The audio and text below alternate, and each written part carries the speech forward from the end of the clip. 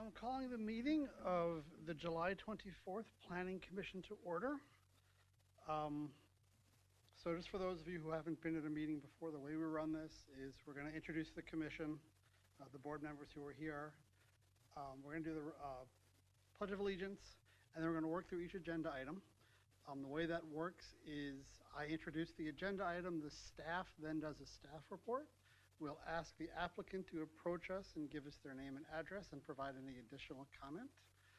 Once the applicant finishes with their comment, we will then take public comments at the podium here.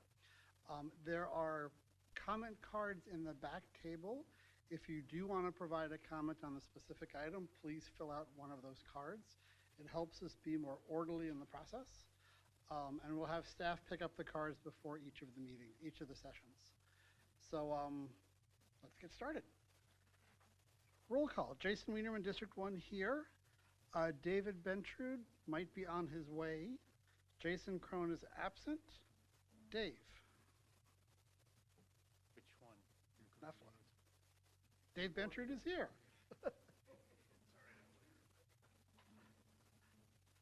All right, so Dave Nafla. Here. David Bentrude just joined us. Yes, sorry about that.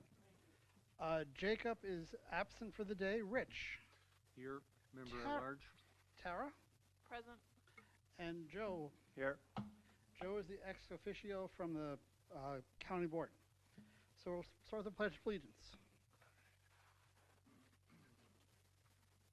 To the flag of the United States of America and to the republic for which it stands, one nation, under God, indivisible, with liberty and justice for all.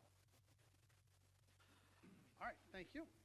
Our first item today is to consider a conditional use permit request for a major shoreland alteration submitted by TDC Properties LLC of Shakopee, Minnesota, according to sections 10.2.14D and 10.2.14I of Stearns County Land Use and Zoning Ordinance number 439. The request includes retaining walls over 4 feet in cumulative wall height on steep slopes in the shore impact zone of Lake Coronis. The property is Lot 6 and parts of Lots 5 and 7 of Krieger Subdivision of Government Lot 4, Section 34 in Paynesville Township. The property address is 14933 Old Lake Road in Paynesville. If the applicants can come join us up here. Do we have Robert and Chris? Perfect. So we can join us at the applicant table. All right, and we'll start with the staff report, please. Oh, well, actually, members who visited the sites. I did, and the landowner was there, and I said hi and waved, and that was it. So, David. Yes, I did, and I did speak with the owner. Dave. Yes. Rich. Yes. Tara. No. Joe. Yes, I did. All right, thank you. Staff report. Yes, Mr. Chair, members of the Planning Commission. This is a major shoreline request. The site is very steep slope and bluff exists on pretty much the whole project area. There's approximately 26 feet of elevation change within 45 feet of the lake. The soils here are very highly erodible due to the slope. In terms of vegetation, there's not a lot of vegetation, a lot of impervious area within the project area, and adjacent to that, the slopes are well vegetated. There is mapped floodplain that exists to about 5 feet above the ordinary high water level. Septic system's compliant. Lake does have a couple of impairments for water quality. In terms of the history here, I was out on the site a couple different times. First time was back in 2022. I met with a few different shoreland contractors about this project, and a few had passed on it until the current contractor here with the application. Essentially in the project, the biggest component here is retaining walls. We have extensive retaining walls that are failing and are essentially holding up the whole slope and the structure at the top. The proposal is to essentially replace them largely as they are now, with some minor changes in areas, as you can see in the plans, but kind of, on balance, the amount of walls is roughly the same, and the heights of the walls cumulatively are roughly the same, just due to the nature of where you got to make up the difference in the slope from the structure to the water. So there will be some dirt work necessary for that reshaping of the slopes in those areas. There is going to be a reduction of impervious surface, which was a discussion that we had kind of throughout the application process. So there will be a reduction in impervious surface, approximately 800 square feet of reduction. In addition, there's also going to be native vegetation establishment across much of the kind of front of the walls, and you'll be able to see that in kind of the mock-ups that they have. There's currently no vegetation present kind of in the center of the project area, so this would be an improvement in that regard. Years ago, the Conservation District did look at this project, and because the walls are structural to holding up the structure, the Conservation District wouldn't be involved and wouldn't do a stabilization plan here, so that isn't an option that could be pursued. That discussion did happen, but it isn't an option for the applicant in this kind of situation. There are few other alternatives here just due to the nature of the slope and how steep it is. There are 5 proposed conditions if this is recommended for approval. The first one is for a financial guarantee of cash escrow or letter of credit for 125% of the estimated costs, and that would be both for the total cost of the project, but then also for the vegetation establishment to be done as well. The contractor isn't currently licensed with the county to be a shoreline contractor, but they can do that, and that would be a requirement before they start the project. We would require floating silt curtain and redundant sediment control to be installed downslope of all the disturbed areas before the project starts and through the duration until it's stabilized. The department would have to be notified within 2 days of project completion to evaluate the site conditions to ensure it's properly stabilized, and then the native vegetation as proposed would need to be planted by May of next year, and any changes would have to be required or would have to be approved by the department. With that, there was one neighbor that did call and just had a few questions about it. That individual may be here tonight. That was the only correspondence I received on the application. And with that, I think that's all that I have. All right. Applicant, name and address, please. Into the microphone. Robert Latham. Our company is out of Inver Grove Heights, Minnesota. And actually, it's an office in Minnetonka, so it is 18300 Minnetonka Boulevard, number 204, Wayzata, Minnesota, 55391. Thank you. And I'm Subhash Thomas, the owner of the property. Address is 2122 Pembina Lane in Shakopee, Minnesota. Thank you. Do you have anything in addition to the staff report? No, that was well said. Okay. Angie, any comment cards? One. Sir, if you want to come up to the public comment section.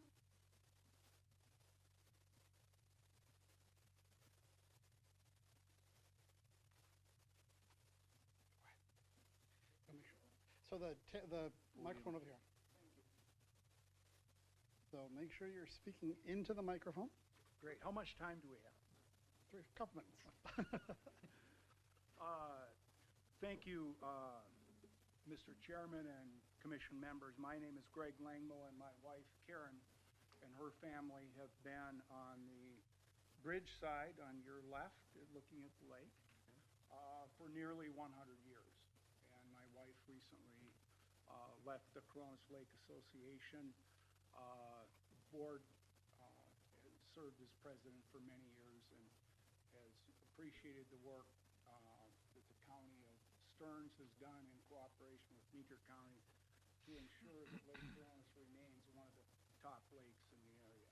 Can you make sure you're speaking to the mic so we can, perfect. Thank you.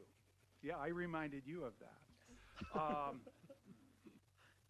The family is most pleased to have a neighbor who cares about the lake and what happens to it.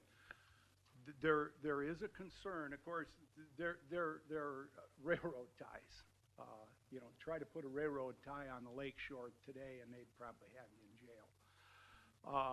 So this gentleman is heading down the right path.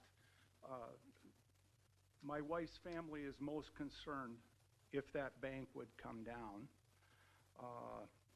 before, during, or shortly after, before it's been properly established.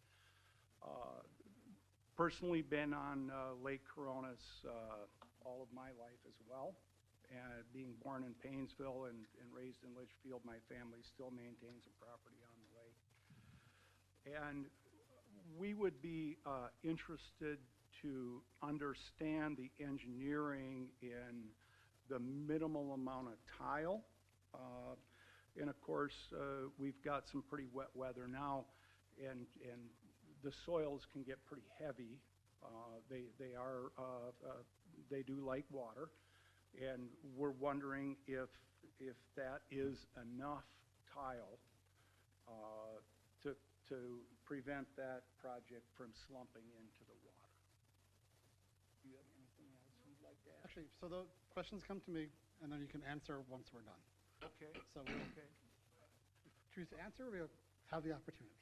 And I did see that on one of their submissions that has not been designed for groundwater surcharge load. I guess I'm not sure what a surcharge load. Normally when I get a surcharge, it's not good news. So I'm assuming that not limited to the following: grading retention ponds. Not sure where the retention ponds might go given the lot detail. And the water control is left to the wall contractor. So I would just be interested in knowing, all we're interested in is the damn thing not falling down. And we're so happy that someone with deep pockets has finally gotten that site and will get it fixed correctly. All right, thank you. Thank you, Mr. Chairman. Other comments from the public? Other comments from the public? Third effort, other comments from the public? Mr. Chair, before you close the public hearing, can we ask some questions and ask him if he's got anything to add? Well, we'll do that. We'll close. Don't close the public hearing before we do that. Okay. Okay, let's make sure we got everything on the table first. Yep, yep. All right. Do you want to respond to any of the comments from the public? Yeah, absolutely. As the engineer report shows, so I guess first of all, during construction, we plan to work from right to left when you're facing the property from the lake, and we'll tear down only the areas that we're looking to build, so there's minimal areas that are left completely exposed, just to ensure that we're moving methodically and that nothing's gonna landslide into the lake. Secondly, with regards to the engineering report, there's going to be drain tile and fabric and drainage rock the entire height of the wall as per engineering details. So that coupled with the max size and minimum size of the boulders with the varying heights of the wall is assured to hold up over time. Okay. And that's all comes from the engineering report that we had done for the walls and this specific wall layout. All right, staff comments.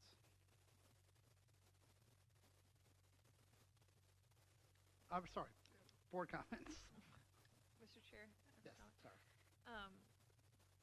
In response to the public comment, I do have a question though, because I don't feel like you totally addressed the question. The engineer's report did say that it wasn't designed for groundwater surcharge, and Lake Coronas has been known to have groundwater issues in the high bluffs. And I'm just wondering if you have additional geotech or anything like that that you'd want to try to talk about to make sure that there's not going to be groundwater sloughing issue after it's built. Yeah, we build a lot of these walls. We are able to, go back into the grade to tie back in with geotile. So that, and as areas, as some of this with the existing timbers, as we expose what's there, we'll be able to make on-site adjustments if we need to do further support and reinforcement. Other questions from the commissioners? Chair? Yeah, first of all, I want to applaud you for taking this on. This is a huge project and a tremendous undertaking, obviously financial obligation as well, and the improvement that needs to be happening there. But as far as the scope, I've seen the plans for the hill, the stabilization of the hill. But what about the building itself? What are your plans with the building itself? For the building, we're not planning on touching anything on the building. Okay, so everything that's there is going to remain as is? Correct. Yeah, there's no- The deck is coming down, Okay. and you can see in that on the top, in the rendering on the highest wall, we're kind of widening a little bit to kind of fan it out into the basement door access. So we are tying the walls back into the foundation. Okay. Just out of necessity because we need to preserve that access to the basement. Okay. But there is no plan as far as renovation of the structure? Not at this time. Okay. And then, Nick, what about impervious? Where does it sit as far as the impervious percentage is concerned? Yep, so on the survey, I believe that was noted.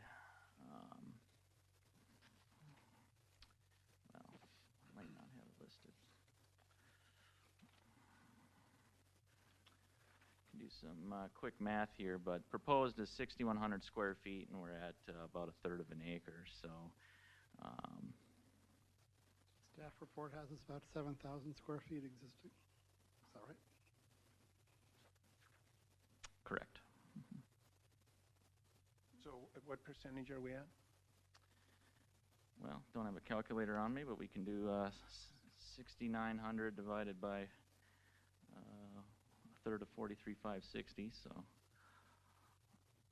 yeah. It is noted on the survey though. So can we zoom into that right there? I believe the survey noted that it's going to be, when the project is done, Right the there. proposed is going to be less than existing because you're removing. Yep. So currently it shows 37% is what's existing. Okay. And if there was to be renovation on the building, would they be still allowed to keep that 37%? So that would be subject to a construction site permit and all of the requirements that go with that. Whatever is existing would be able to stay as a legal non-conforming structure. Expansions would not be allowed without an approved variance would be required if they wanted to expand because they're over 25%. Right, and that's what I'm concerned about. I was just wondering if there's any way that that the plan could reduce the impervious on that lot. As far as in the future, whether it be the patio, whether it be the driveway, and again, the existing structure. But you're saying that the existing structure could not be expanded on that footprint then? Correct. It wouldn't be able to be expanded from what it is now. And as far as renovation, when they would do that, could there be any reduction, let's say, in the drive with impervious pavers or something like that? Would there be a necessity Yeah, to do sure. I mean, that's definitely a possibility. It's conjecture, at this point, because it's not a part of this application or scope of this project. So, but yeah, potentially they could look at reducing that driveway size or incorporating permeable surfaces for sidewalks or part of the driveway. And what about the patio? Yep, there again, it's a possibility. You would need to meet the permeable surface requirements for separation from groundwater. It's going to be disturbed area, so it's a little harder to evaluate without doing some soil amendments for infiltration, but that's a possibility. Okay. I do just want to note, though, that, there was an effort here to make, substantial effort to reduce impervious just from what's existing now. So that is a very positive element in that regard. So. Right. Agreed. It's an improvement. Okay. The one is also, the part of the design is an effort to get a more safe access down to the lake and the dock too. So just to be smart with taking out the existing concrete that's there, and then so it gave us more room to play with to get more usable space and a safer passageway to the lake. I agree. So. Okay. All right. Other questions from the commission? I have another question. It says in here that you're looking to do your planting plan by May of 2026. Does that mean you're going to construct yet this fall? Is that the intent? Yeah, we're hoping to complete, in a perfect world, start construction at middle of August, once we have, of course, a legal start date and everything, so finish through the fall. Within, say, 30 days of starting construction. Mr. Chair, just point of clarification as well. Member Ossendorf, that's just the condition that we have, that they have to have it done by that date. They can obviously have it done sooner. So. I think my only other concern is just, again, with the design engineer report, it specifically states that they haven't done geotech. So we've had a really wet fall, and the site is known for sloughing. I mean, Lake Coronas has issues with that all around. Because my only concern is that potentially you could be opening up a problem, and 125% or whatever it was for the surety probably is not going to be enough to cover it if something were to actually happen where you couldn't control it. That's my only concern. Not necessarily saying you have to do anything about it, just I guess comment for the landowner. Mr. Chair, Angie Berg, Environmental Services, and maybe this is a question more for the applicant, but I know with your background, can you just explain for those people in the room who may not understand what you mean by geotech? Right, so a study of the soil that's underlying that whole wall. I don't know what the age, did it say on there what the age of the wall that's currently there is? How long that's been there?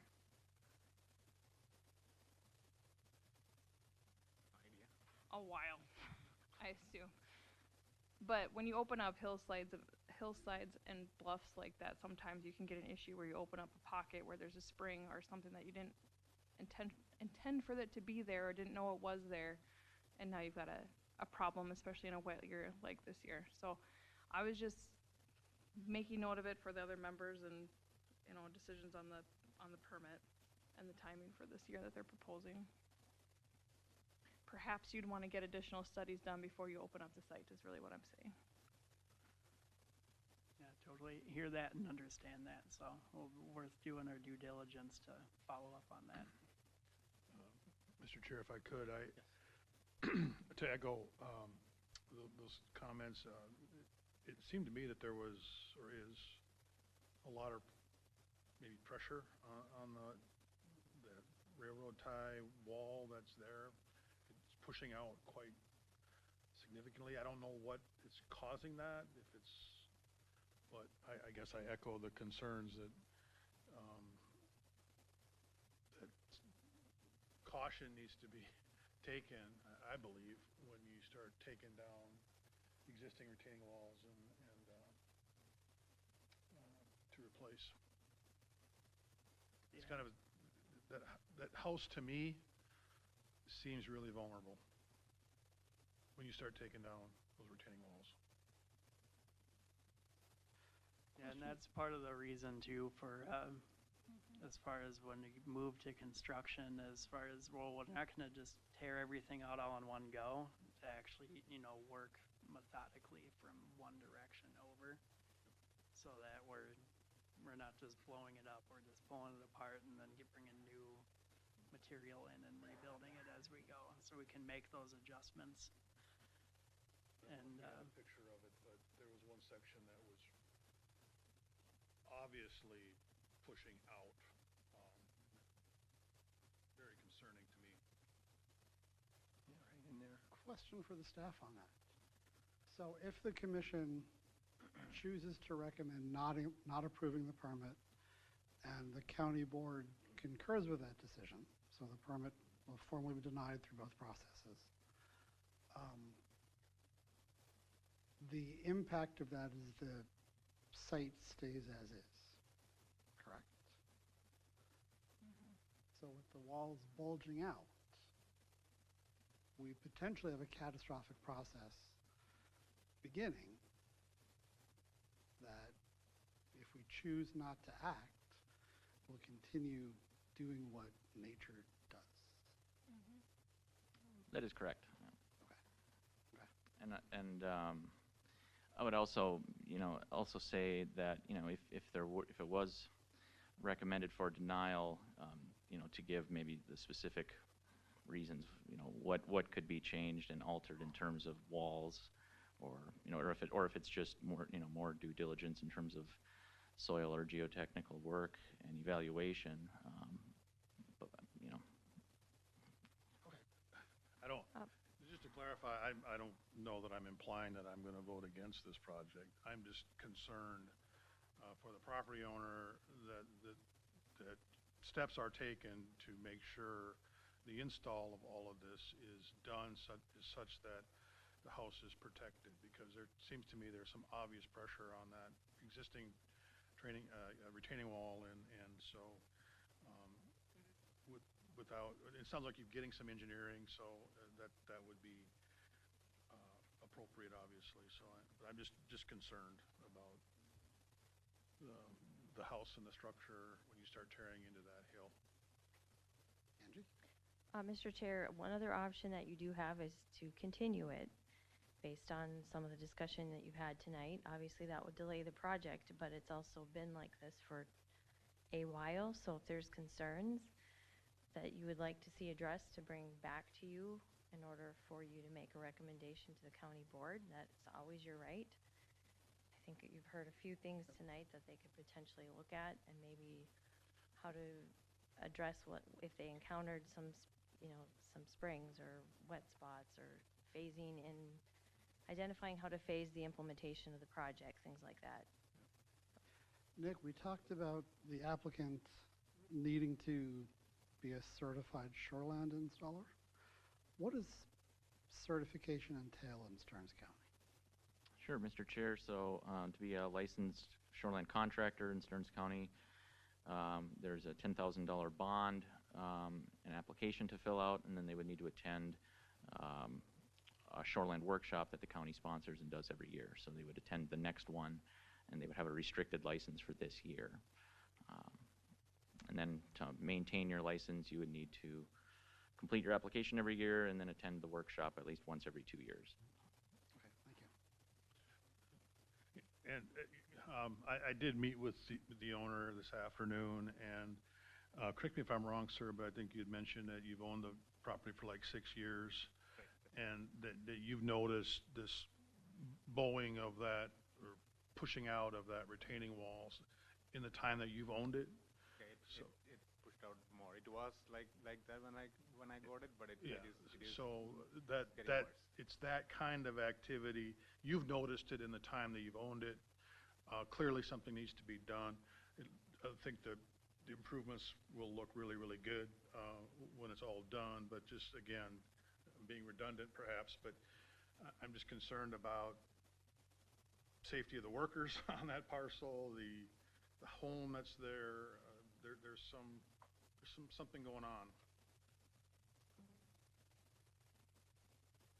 That's in too, I don't know if as clear with the images and on the plan shown here for submittal.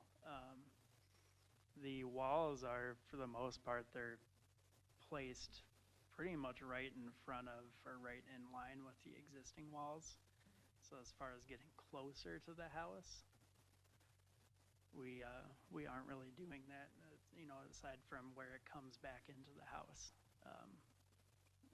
to maintain entry to the basement doors.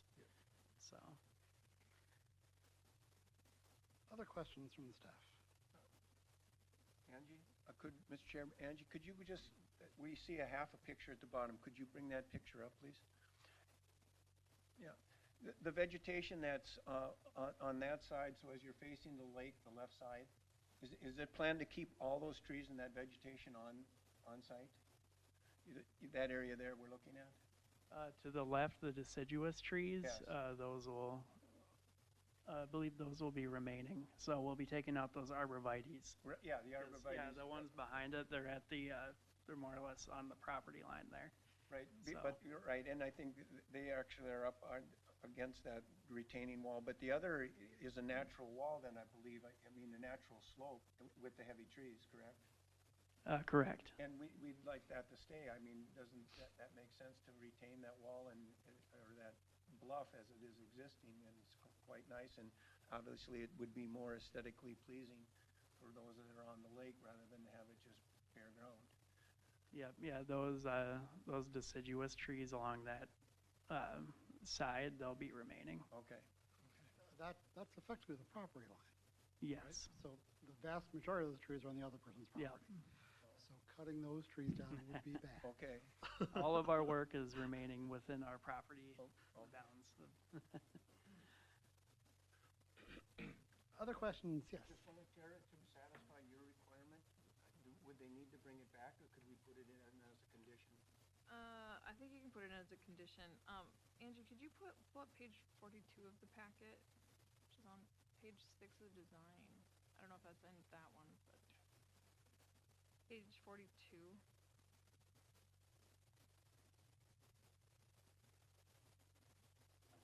It's not in there. It's in that engineers, there you go. So if you look at this is from the engineer's report on this. I am like wholeheartedly for your design. I think it's great. I like it. I'm not opposed to the project whatsoever, and it needs to be done. However, I think when you look at this page of the plan, there's design limitations 1 through 3.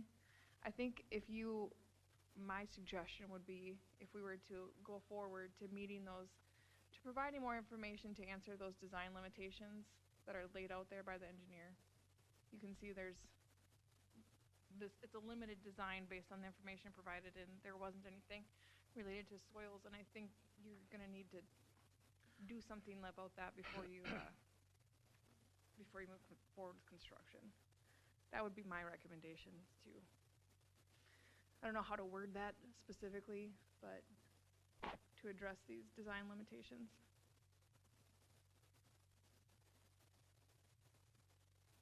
Well, probably just a matter of a phone call back with our engineer who did the drawings to confirm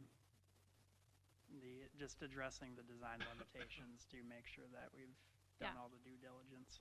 Yeah, I think due diligence and a letter back would be great.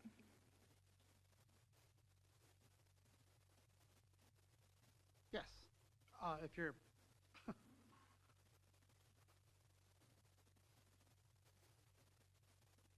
Thank you, Mr. Chairman. It occurred to me, I went through the list, while not being an expert on native plants, it appears that it's pretty comprehensive list of plants. Occasionally it gets dry. Last year, it quit raining about the 1st of August. Perhaps one would consider a drip irrigation system as part of the project for a short period of time to allow the plants to be fully established and get those roots down there to hold that. Many times we plant trees and shrubs and all that, and we don't have, and from firsthand experience, I know drip is quite inexpensive and very effective. You may want to consider that. Thank you. all right, thank you.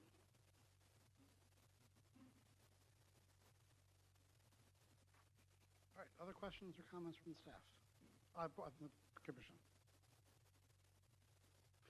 Hearing none, I entertain the motion to close the public hearing. I'd make that motion. Second, Second. all in favor? Aye. Public hearing is closed. Any further discussion? Tara, do you have any proposed language coming back to you?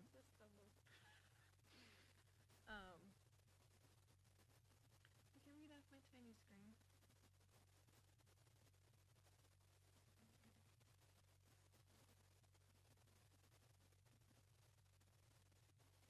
Sorry, bear with me. It's not loading on my screen.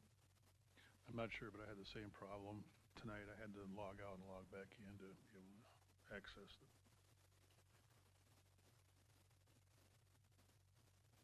I think. Mm.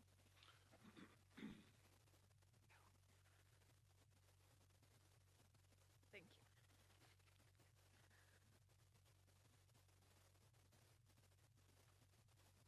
What did you ask me? Do you want to think about, we can move through the findings of fact, and when we get to the recommendation, if you want to add a condition? Okay. So we're going to move to the findings of fact, once I find them. All right. Is the proposal consistent with the existing county ordinances, our performance standards? If so, please specify the applicable section of the ordinance and discuss why or why not.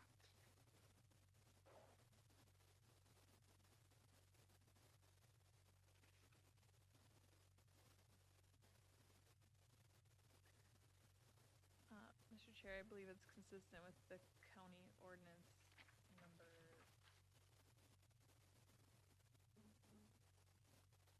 439.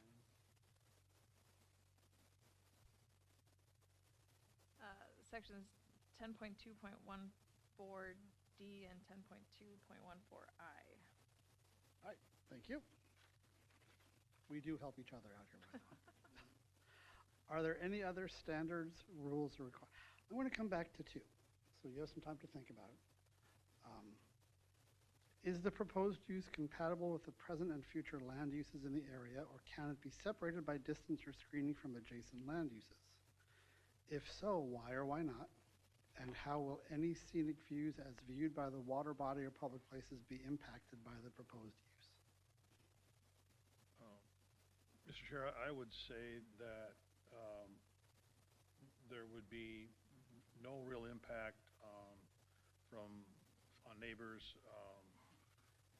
They really wouldn't probably be able to see it, and I think it would be a significant improvement from those viewing from the Lake Coronis.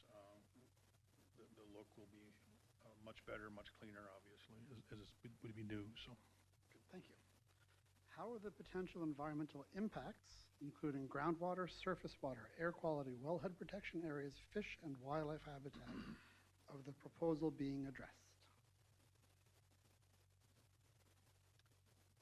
Mr. Chair, they are proposing to put in a floating silt fence during construction and other erosion control measures, and it would be a significant improvement on the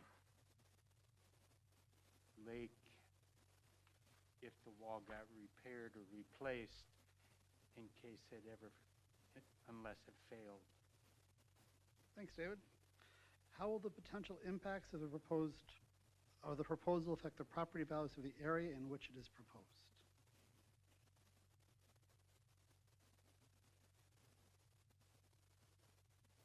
Mr. Chair, it's hard to know exactly how much, but I would think that it would. Improvement like that would certainly increase the value of the home that's there and could very well impact the neighborhood. Thank you. How does the proposal affect the general health, safety, and welfare of the residents? Mr. Chair, with the replacement of the retaining walls, it improves the safety for anybody on that piece of property. Thank you, Rich. Does the proposal conform to the goals and objectives of the county's comprehensive plan? If so, please specify which goals and objectives apply and any that don't apply.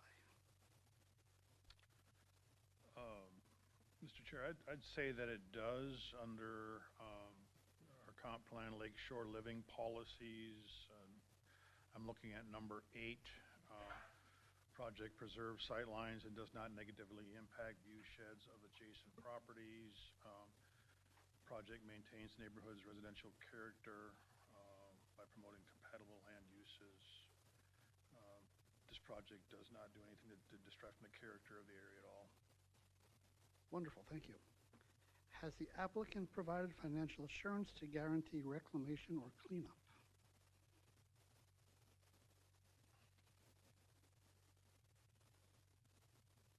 Mr. Chair, not at this time. However, it is part of the application process. Perfect. For that applicant to move forward. Thank you. Tara, do you have a recommendation? Yes.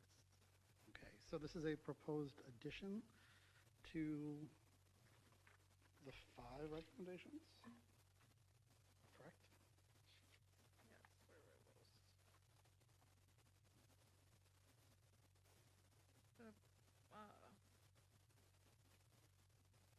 Yeah, in addition to the 5 proposed conditions, I would suggest that the applicant is able to provide to the county staff before, before final approval of the permit, that they can meet, that they've proven the design limitations referred to on page 6 of the design plans have been addressed, and that they meet the suggested quality assurance requirements 1 through 7.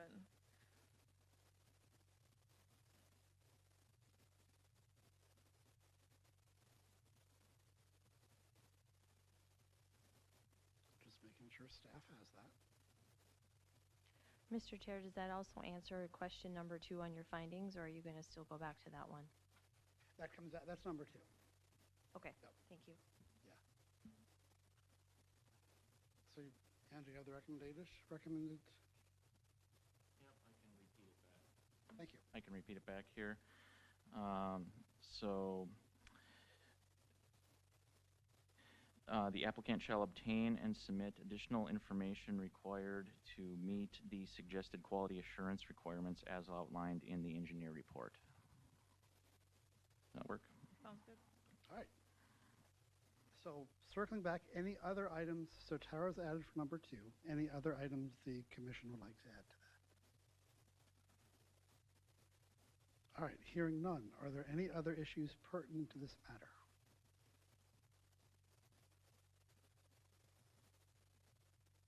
Hearing none, I would entertain a motion for or against the recommendation for approval to the board.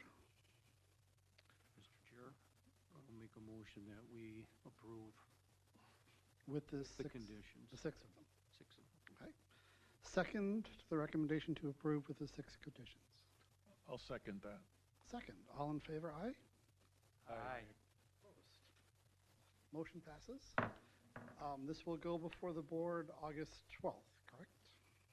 All right, thank you for your time.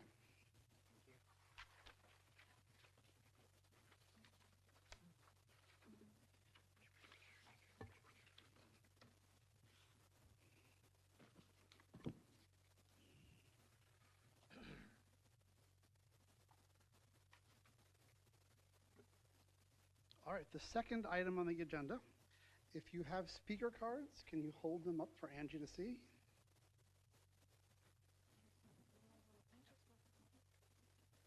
Okay. If something comes up during the discussion, please feel free to fill out a card and wave them in the air, and we'll have someone will pick it up. All right, so we have the applicants, Lucy Snowden, Jeff Kramer, and Joe Wegelman. So he's not going to be offended that I butchered his name. Okay. So if you can take a seat and make sure the green light's on. Our item today is to consider an interim use permit request submitted by Knife River Corporation, North Central Sauk Rapids, Minnesota, according to sections 4.18, 7.17, and 9.3.6F of Stearns County Land Use and Zoning Ordinance number 439. The request is to continue a mining operation on 39.9 acres for 10 years in the agricultural A40 zoning district. The property is in part of the north half of the northeast quarter in section 11 and in part of the south half southeast corner in section 2, lying west of Island Lake Road and northwest of County Road 2 of Wakefield Township. The property address is 24993 Island Lake Road in Cold Spring, Minnesota. So I made the site visit. David Bentrud. Yes, I did. Dave Nefla. No, I didn't, but I am familiar with the site. Okay, Rich. Yes, I did. Tara. No, I did not. And Joe. Yes, I did. Okay, staff report. Okay, so the purpose of this request is, or the reason why they're here is due to ownership change of the property. So all interim use permits need to be reviewed and redone when the property changes ownership. So that's why we're here. There have been several permits issued for the mining operation over the years by Wakefield Township. They previously did the permitting out here. A couple years ago, they switched it and asked the county to take over mining and asphalt plants, that type of thing in Wakefield Township. So now they come to us. So I listed in there the past permits that have been issued for both mining and asphalt plants out here. Just a quick overview of the property. There's no wetlands within the boundary of the pit. There's an existing berm along the north property line of the residential lots that are adjacent to this property. So the Planning Commission will need to determine if that meets the requirement or qualifies for the safety fencing requirement. Truck calling signs are required. They'll access onto Island Lake Road, which is a township road. There's an existing berm surrounding the entire mining operation that provides screening. Setbacks, all the setbacks are met with the exception of the 200-foot setback to one of those adjacent dwellings, which the ordinance does allow for written permission from the landowner, which is Jeff Kramer. So he gave us written permission to have the mining operation closer than 200 feet. They are requesting hours of operation, 24 hours a day, Monday through Saturday. Their current permit that they had from Wakefield Township allowed 7 a.m. to 7 p.m. Monday through Friday, 7 a.m. to 2 p.m. Saturdays, and prohibited Sundays and federal holidays. Let's see. The current, so we need an informational sign at the site, so the current one will need to be updated to reflect Knife River as the owner. The surrounding zoning's all agriculture 40. There's approximately 22 homes and 3 animal feedlots within a half mile. Also a church and warehouse facility within a half mile. End use plan is to regrade everything and return it to cropland when they're done mining. Proposed conditions if you recommend approval. Number 1, the interim use permit shall expire August 12th, 2035. Identify hours of operation. We recommend the holidays to be excluded would be Memorial Day, 4th of July, Labor Day, Thanksgiving, and Christmas. Applicant shall submit a financial guarantee in the amount of $139,650, which is $3,500 per acre. Truck hauling signs are required during times of hauling. Determine if safety fencing is required or if the existing berm is sufficient. The existing berm shall be maintained along Island Lake Road and County Road 2 and along the north property line of the residential properties on 248th Street. The informational sign will need to be updated with the current owner information. The gate at the entrance of the pit shall be installed and maintained for the life of the permit. A written agreement with Wakefield Township which may include submission of a financial guarantee, shall be submitted in regards to maintenance of Island Lake Road. And then we had in there the Dunnick sign at the entrance of the pit shall be removed. And that's it for my staff report. Okay. Applicant, name and address, and then do you have any comments? My name is Lucy Snowden. I'm the environmental manager for Knife River, and my office is at 4787 Shadowwood Drive Northeast in Sauk Rapids, Minnesota. And I do believe we've addressed all of the comments to date, and I have nothing additional to add at this time, but I welcome questions. Okay. And the gentleman next to you? Jeff Kramer. I was the previous owner, sold the property to Knife River, and now I work for Knife River. Okay. Name and address. I live at 20665 County Road 2, Cold Spring. All right, thank you. So, open for the public hearing. We have 2 cards. If you have any others, please raise your hand. We'll start with Cyril Erkins.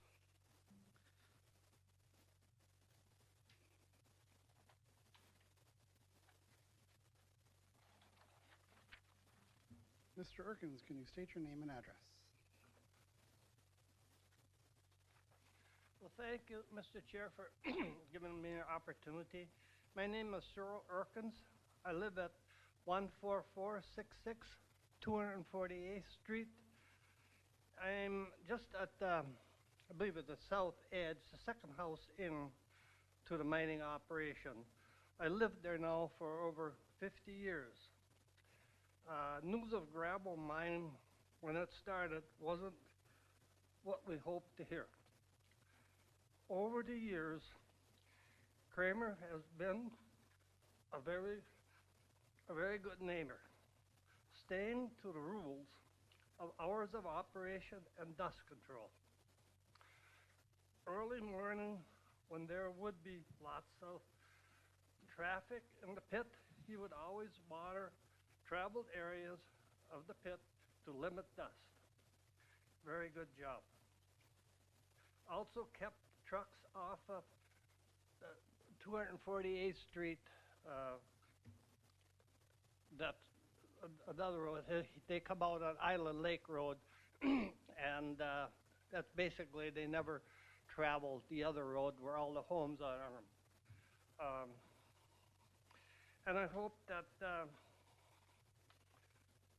Knife River to do the same rules as what we always had, and I do not see there should be a problem.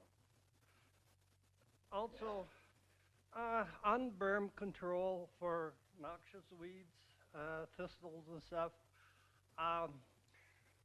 they need to keep a close eye on that. Originally, on the residential side of the berm, to the south, there was wildflowers planted, and well, they did not keep up. So it's okay. There is some weeds in it, and also when they do check their berm, check both sides, the ones to the pit too, because there's sometimes a pretty heavy cicadal population there, and those seeds fly over. So other than that, if I hope they keep doing the good job that Kramer did, and I don't see no problem, but we do like to see the rules that Kramer had continue. And Kramer did obey by those rules very good. Thank you. Thank you. Heidi Stahlberger.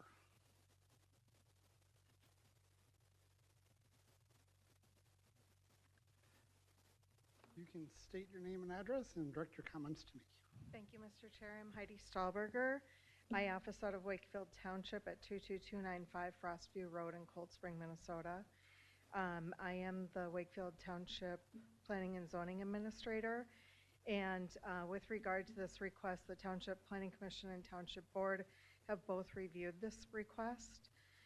The township respectfully requests to add a condition to the request that the township and Knife River enter into an agreement regarding potential future road repair agreement with financial assurance, and then also the direction of the truck traffic on, coming out of the pit on Island Lake Road. Heidi Winskowski has already mentioned that that is a condition. All other previous township issued IUP conditions are either being addressed by the county, or the township is not requesting those conditions to be reconsidered. So just for clarification, Yes. one of the recommended conditions is a written agreement with Wakefield Township, which may include a submission of financial guarantee shall be submitted in regards to the maintenance of Island Lake Road. That's Yes. perfect. And yes, and then within that agreement, we'd also like to discuss the direction of the truck traffic coming out of the pit, that the truck traffic head south on Island Lake Road to County Road 2, so that there's only a short distance of Island Lake Road being affected by the heavy truck traffic coming out of the pit. Heidi, do you have that? Yeah, I can just include, where I say which may include submission of a financial guarantee and traffic flow or traffic direction. Perfect. Just add something like that to that condition. Okay. Yeah, thank you. All right, thank you. Thank you. Any other comments from the public? Comments from the public? Final comments from the public? Applicant, any responses? I have nothing else to add. Thank Okay. you. Can I add something? Yes. Okay, so Island Lake Road was reconstructed, I don't know, 4 years ago, 5 years ago. It was specifically designed to the north side of the driveway to handle the truck traffic. Wakefield Township previously asked me to have that financial guarantee on the road as well, and we had a discussion about the fact that the road was designed to handle that, and the financial guarantee was not required at that point. Okay. And as far as the traffic, the trucks, if there's a reason to go north because they're hauling to somebody that lives there, obviously that needs to happen. But in no reason would they go, just like when I owned it, there's no reason for the trucks to go up Island Lake Road or 248th unless they're delivering to something on that. You know, Island Lake Road isn't a good cut across to anything. You're gonna hit County Road 2 and take the main thoroughfare.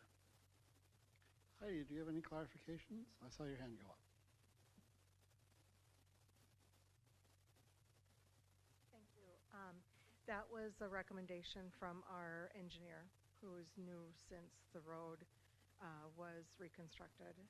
And the timing of that, Jeff stated, about 5 years ago. Sure. So that's just the new recommendation at this point, and so we'll work with that. And as we say, I mean, there's a recommendation to discuss a financial guarantee. There's no discussion of a cost for that. So you folks will have that discussion. Right. between Our yourselves. engineer has recommended a dollar amount, and then we'll include that in that agreement. Okay. Okay. Sounds good. Heidi, All right. before you leave, Mr. Chair. Yeah. So just my understanding, obviously County Road 2 is designed to have establish the tonnage for the amount of material being hauled out of there by those trucks. That's correct.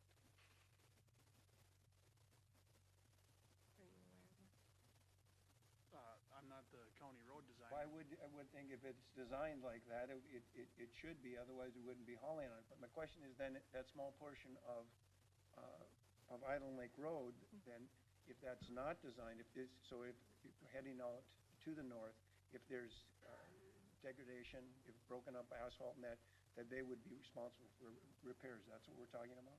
Yes. Okay. Typically, our roads are built to a 9 or 10-ton standard. And I would have to look back at the records and, maybe there's additional information that's available here tonight that, could speak to the fact that if that portion of the road was built to that higher standard. But as I stated, our new engineer is the one who recommended that financial performance bond or surety to maintain that over the life of the road, the pit. I mean, Obviously, there's a little bit more and heavier truck traffic on that small section, and that is the mouth of the road on the south, and so everybody who's traveling that road, most people are, well, there's many points on that road where people can turn off, but much of the traffic is coming from the south. So we just want to maintain the integrity of that road. Yeah, I understand. That's what I'm questioning. Right. All right. Thank Chair, you. Angie Berg, just to clarify, so the condition would be that they work with the township and whatever agreement they come to with Knife River and the township is between them. The second point is, and I kind of didn't hear your question, Commissioner Persky, but whether or not the county road can handle I the. would assume the county highway, County Road 2 would be able to handle that. County highway was noticed of the request, and I think we all know the county engineer well enough that she would have commented if there would have been concern. Yeah, and So- yeah, I mean, it had been an existing pit already. I mean, Correct. we haven't had any issues with it, so. Correct. Yep. All right, thank you. One question, Heidi, on the staff report, it says that Wakefield Township received a complaint regarding noxious weeds on the berm. How long ago was that? Do we have a date on that complaint? I do not. I don't know if Heidi wants to come back. Heidi Stahlberger wants to come back up Heidi, and come answer on that, but down. I don't know how long ago that complaint was. That was earlier this year. We've been getting calls about, the thistles are terrible this year. Perfect growing environment for them. And so we got a call earlier this year. I think it was maybe end of May, early June already. And so that was, it's typical. It's very common for us to get those calls, especially this time of year, especially this year with that, All right. with all the rain that we've had. So Thank you for the clarification. you're welcome. All right, other questions or comments from the commission members? Mr. Chair, if I could ask the applicants here, I'm just curious, what is contributing to the need to 24/6 operation of the mining operation there? I got a kind of a two-part question, but I'll go with that first. The intention was to ask for as much as you're willing to give us. Okay. How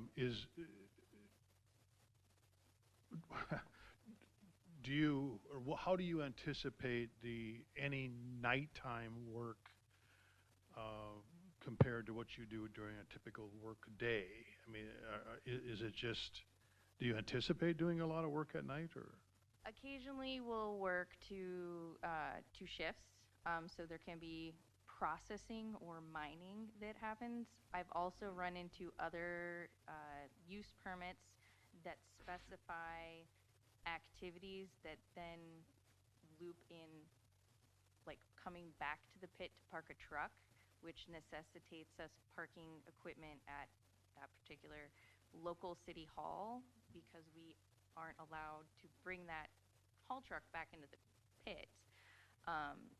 So if you're going to provide time limits, I just want to make sure that they are very well defined as to what activities are allowed or disallowed within those times. Like, when could we start up a generator? When could we begin mining? When could we still have vehicles returning to the pit, like end of shift, that sort of thing. I guess my concern then would be 24/6 operation. What would the illumination of the pit for lighting? Would you run your crushing operation at 2 o'clock in the morning? What would that, and maybe these are hard questions to answer, but more truck traffic means more wear and tear on Island Lake Road.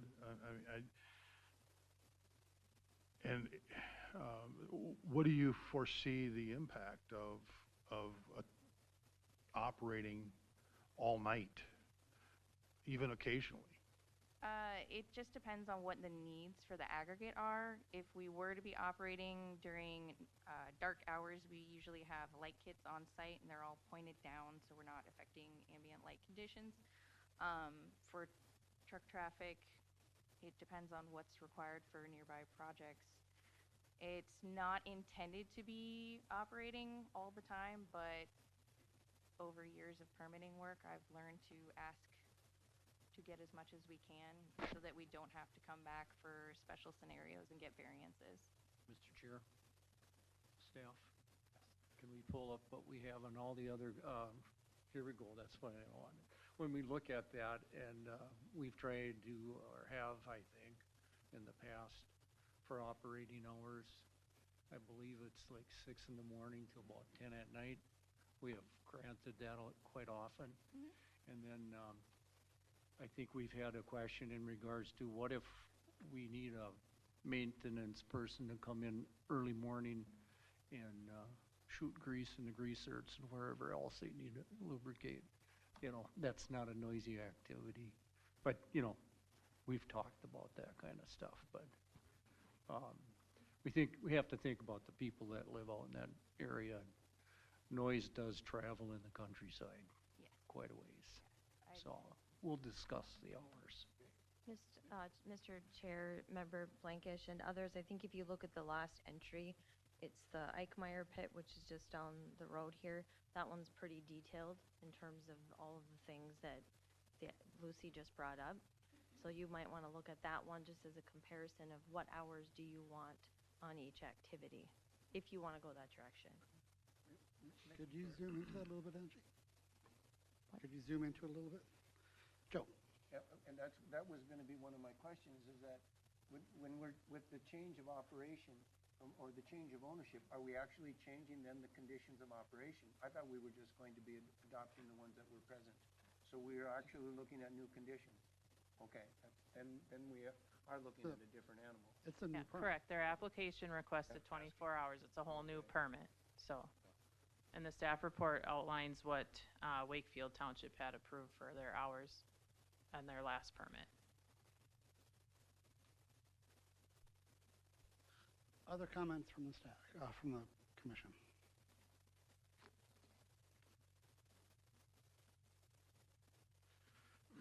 Other comments from the commission?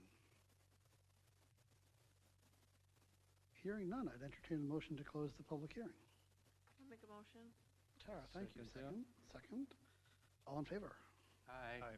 Hearing's closed. Opposed? Hearing's closed. Further discussion? Rich, do you want to make a recommendation to modify condition or to discuss hours and conditions of operation? Do we want to wait until we go through finding the facts? And Sure, we can then do that the too. recommendations? Okay. Findings of facts. Is the proposal consistent with the zoning ordinance? Why or why not? Mr. Chair, I would say that it is, a mining operation is allowed on an interim basis in the A40 zone. All right, thank you very much. Does the proposal conform to the comprehensive plan of the county? List applicable sessions in favor or opposed.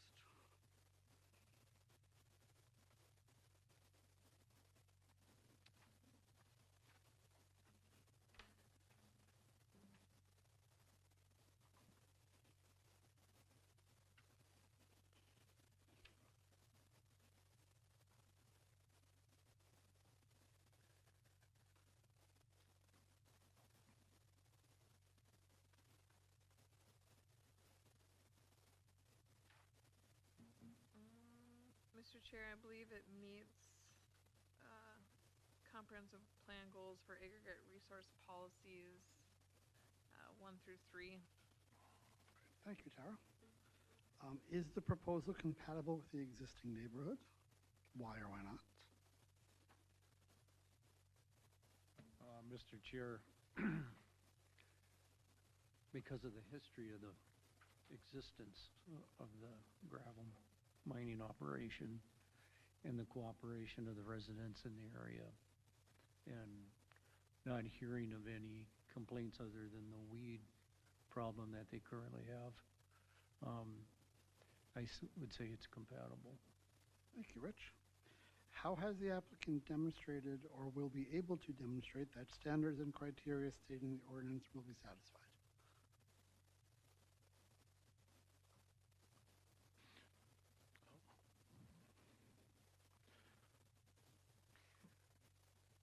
Mr. Chair, I'll comment, at least the previous owner who's now on staff has seemingly done a good job, been a good neighbor. I don't know that, I'm not aware of any complaints about their operation, and I would hope and think that it would continue with the new ownership as well. All right, thank you. Are there other pertinent issues to this matter as addressed on screen? Mr. Chair, that there's been good communication between operations and the township. And also, as per a proposed condition, there's a discussion between the township, to have a discussion between the applicant and the township regarding road maintenance and other issues, so. All right, so any recommendations to amend the conditions? Mr. Chair, hearing from Mr. Erkins and previous owner, it seemed like the way it was working was not problematic at all. And I would hope that we would not stray too far from the existing conditions that were working to create something that would be disruptive to the neighbors, potentially. So Heidi, if I remember right, the previous ones were 7 to 7? 7 a.m. to 7 p.m. Monday through Friday, 7 a.m. to 2 p.m. Saturdays, and prohibits Sundays and federal holidays. And then I listed the 5 federal holidays that the county typically includes in that.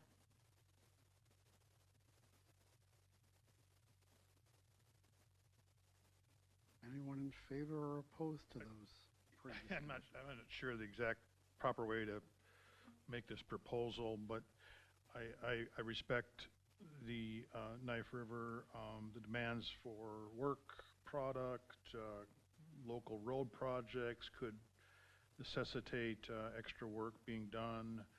And I saw on the chart there were some permits that went as late as 10 p.m. If it was 7 a.m. to 10 p.m. Monday through Friday and extending the hours on Saturday to 7 a.m. to 5 p.m. or something like that, out of respect for the company to be able to do business and have some flexibility, but also be respectful to the neighborhood. Angie, can you pull up the grid you had and focus on the last item? So as Rich indicated, the last item was the one that whoa, there it goes. We had approved recently on the bottom.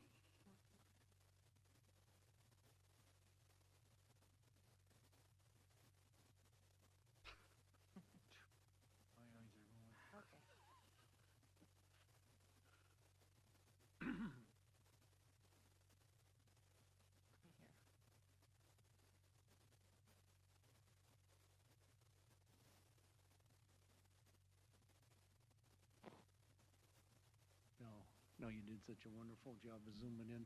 Yep. If we can see other Knife River mining operations.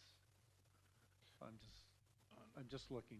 Right in the middle of the screen, there's a Knife River project. That's what I saw. They 10 p.m. was what I was seeing up there. Yeah. And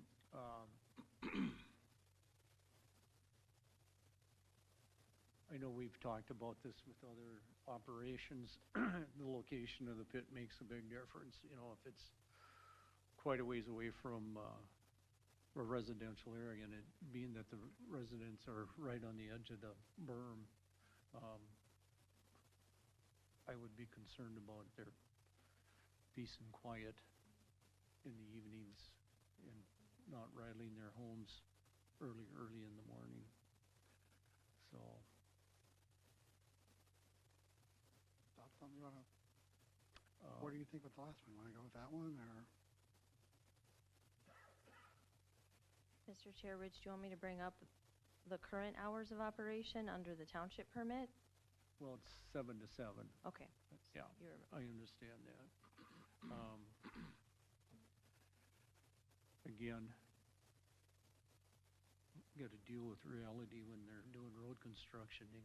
Sometimes they need to squeeze a couple extra hours in a Well, given day. Mr. Chair, you could also ask Mr. Kramer if these hours worked for him or if they ran into situations where there was a problem. If you're so inclined to ask that question, but that.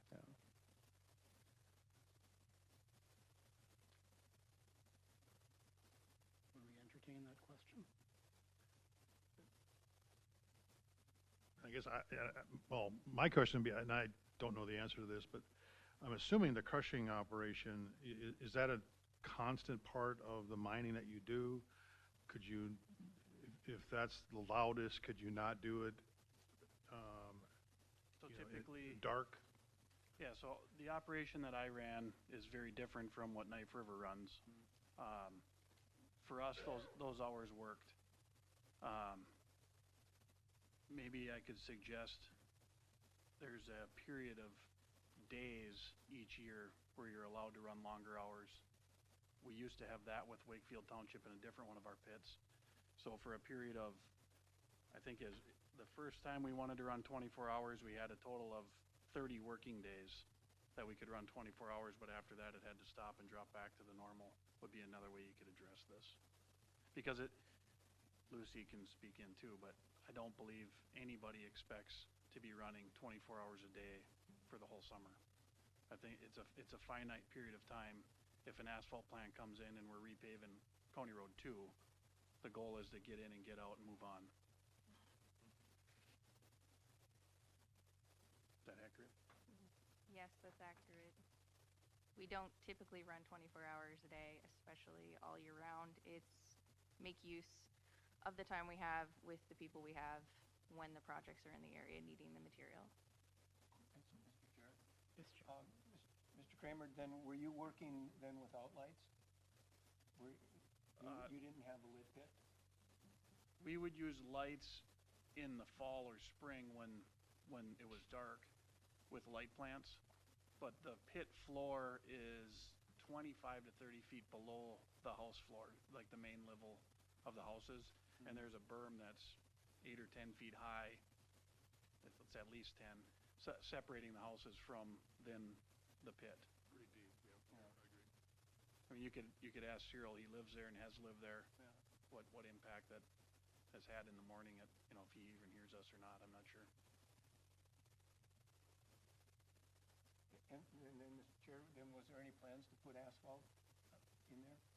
There will be a separate application for a hot mix plant to have its own use permit.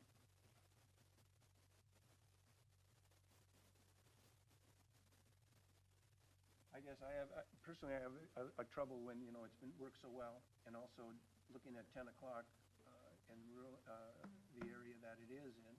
A lot of folks are in bed, especially kids that are going to school before 10 o'clock. And is it something that necessarily has to be there, even during the school year? But you look to the north and you look to the northeast, agricultural activities take place. We don't restrict them. No, But I'm just typically saying, they're working under sunlight hours, yeah. Right. Daylight hours. Yeah. Right. So, There probably are differences in hours depending on the size of the operation, but when I look at that chart and I see some of the bigger names up there, you're talking 9 p.m., 10 p.m., that's got to be for a reason. Because there is some demand at times. So I don't know how we would police this necessarily, but I want to be respectful to the neighborhood, but at the same time, to avoid having them have to come back to try to get more hours later on. Mr. Chair, in respect to Dave's answer, though, some of these pits too are like along Highway 23. There's no residential area, and they have very little impact on any type of neighbors.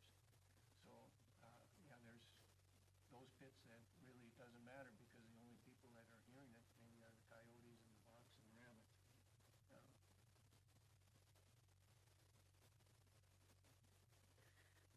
Mr. Chair, one other thing I would add, I know that Lucy, you didn't get into, but I do believe, I think it's the planning commission ought to know that they will likely be seeing an asphalt plant, as was indicated, and then potentially an expansion of the pit, correct?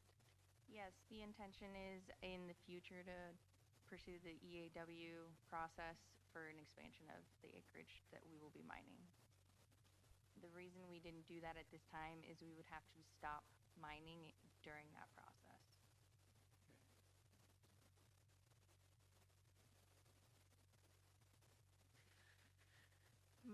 My recommendation at this point would be just to do the same as what the current permit allows, and I'll let somebody else make a different one.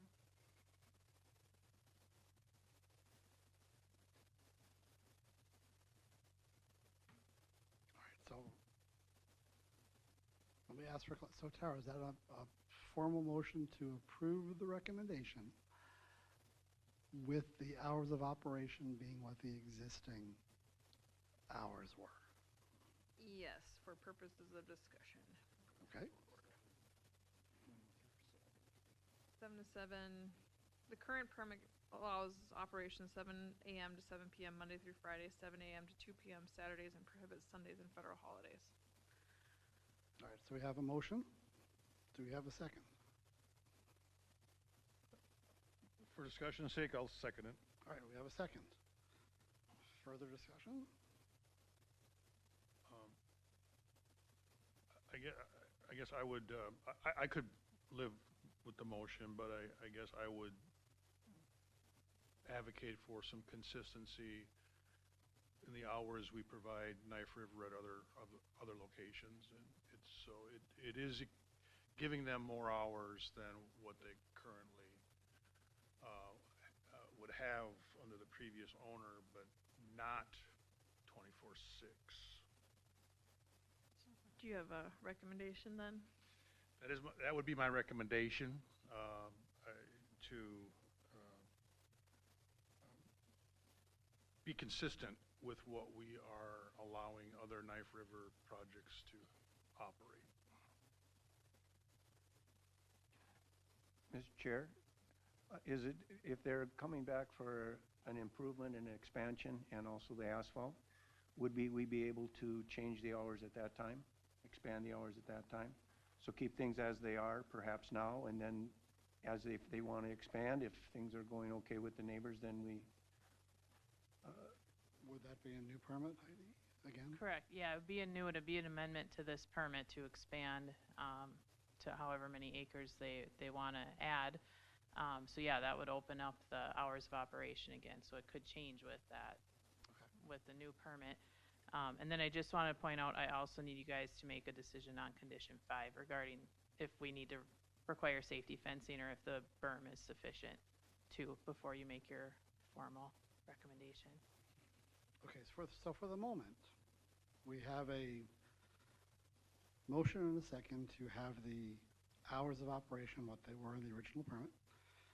Tara, as the mover of the motion, thoughts on condition 5? Where's condition 5? After 4, before 6. In here.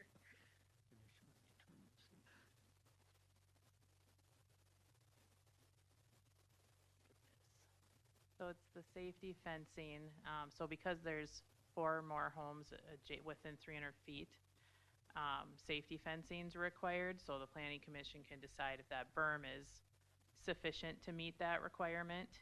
You know, like they said, it was probably 8 foot or plus berm along that north property line of those residential homes. So that's the decision you guys need to make for that one.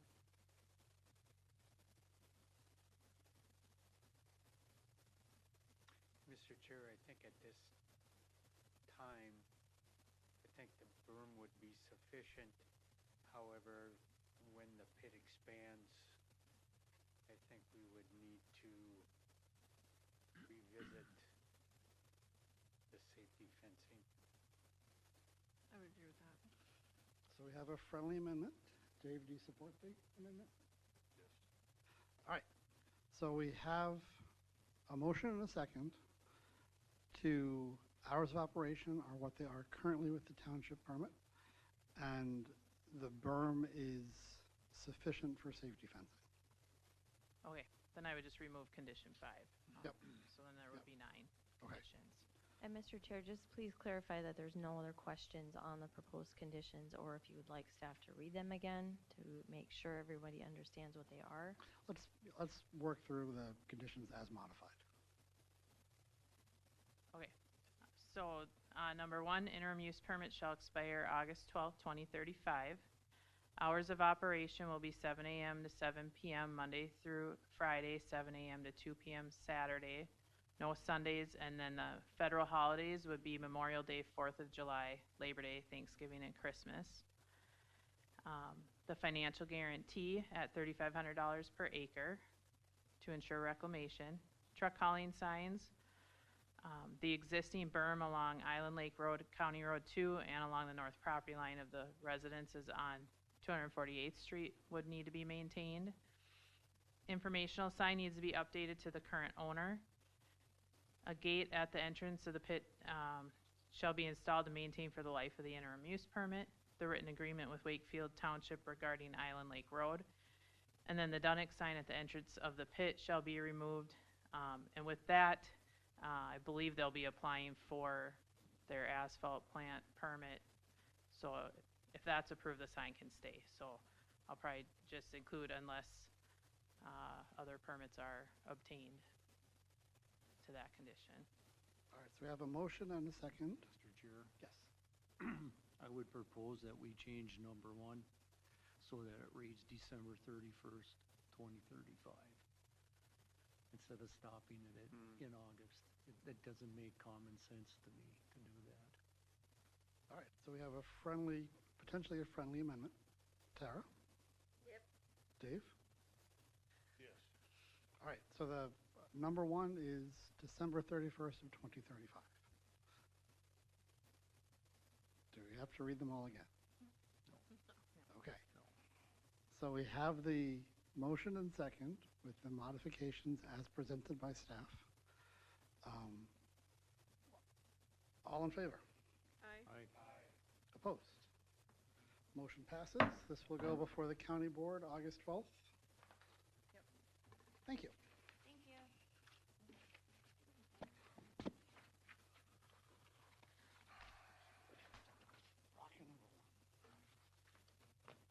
Mr. Chair, members, is anyone else having problems with their iPads? Do you need more copies, paper copies?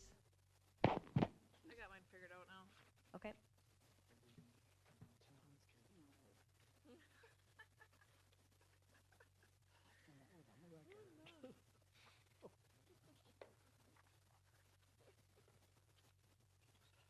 All right, so our next agenda item is to consider a conditional use permit request from Tillman Infrastructure LLC of St. Paul, Minnesota, on behalf of Cy D. Hyde, according to sections 4.8, 7.28, and 9.2.5 of Stearns County Land Use and Zoning Ordinance number 439.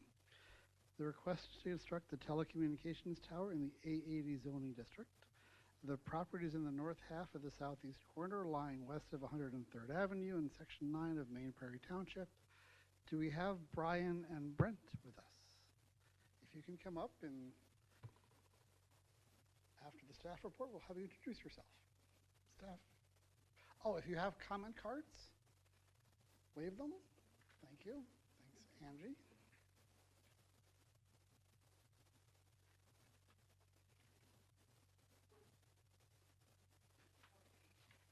All right, this application was tabled at the November 2024 Planning Commission meeting at the applicant's request. Now we're ready to bring it back. Property is zoned agriculture 80. There won't be any wetland impact with the proposed tower and guy wires. Stormwater management's not required for this project. The performance standards are met. The nearest tower to this is 0.6 miles to the south.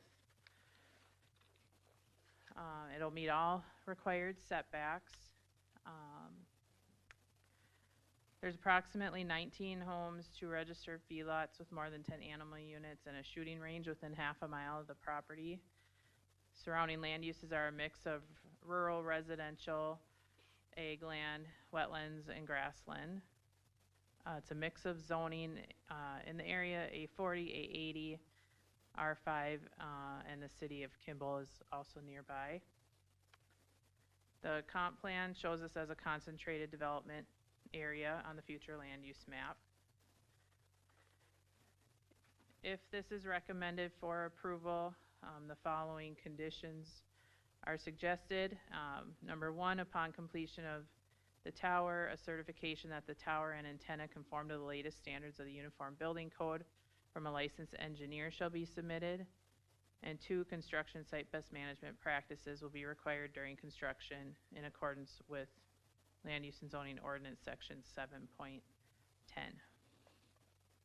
All right, and I was neglectful in doing my duties. So people who visited the site, Jason Wienerman, District 1, I did. Dave Benchard. Yes, I did. Dave Nefla. Yes, I did.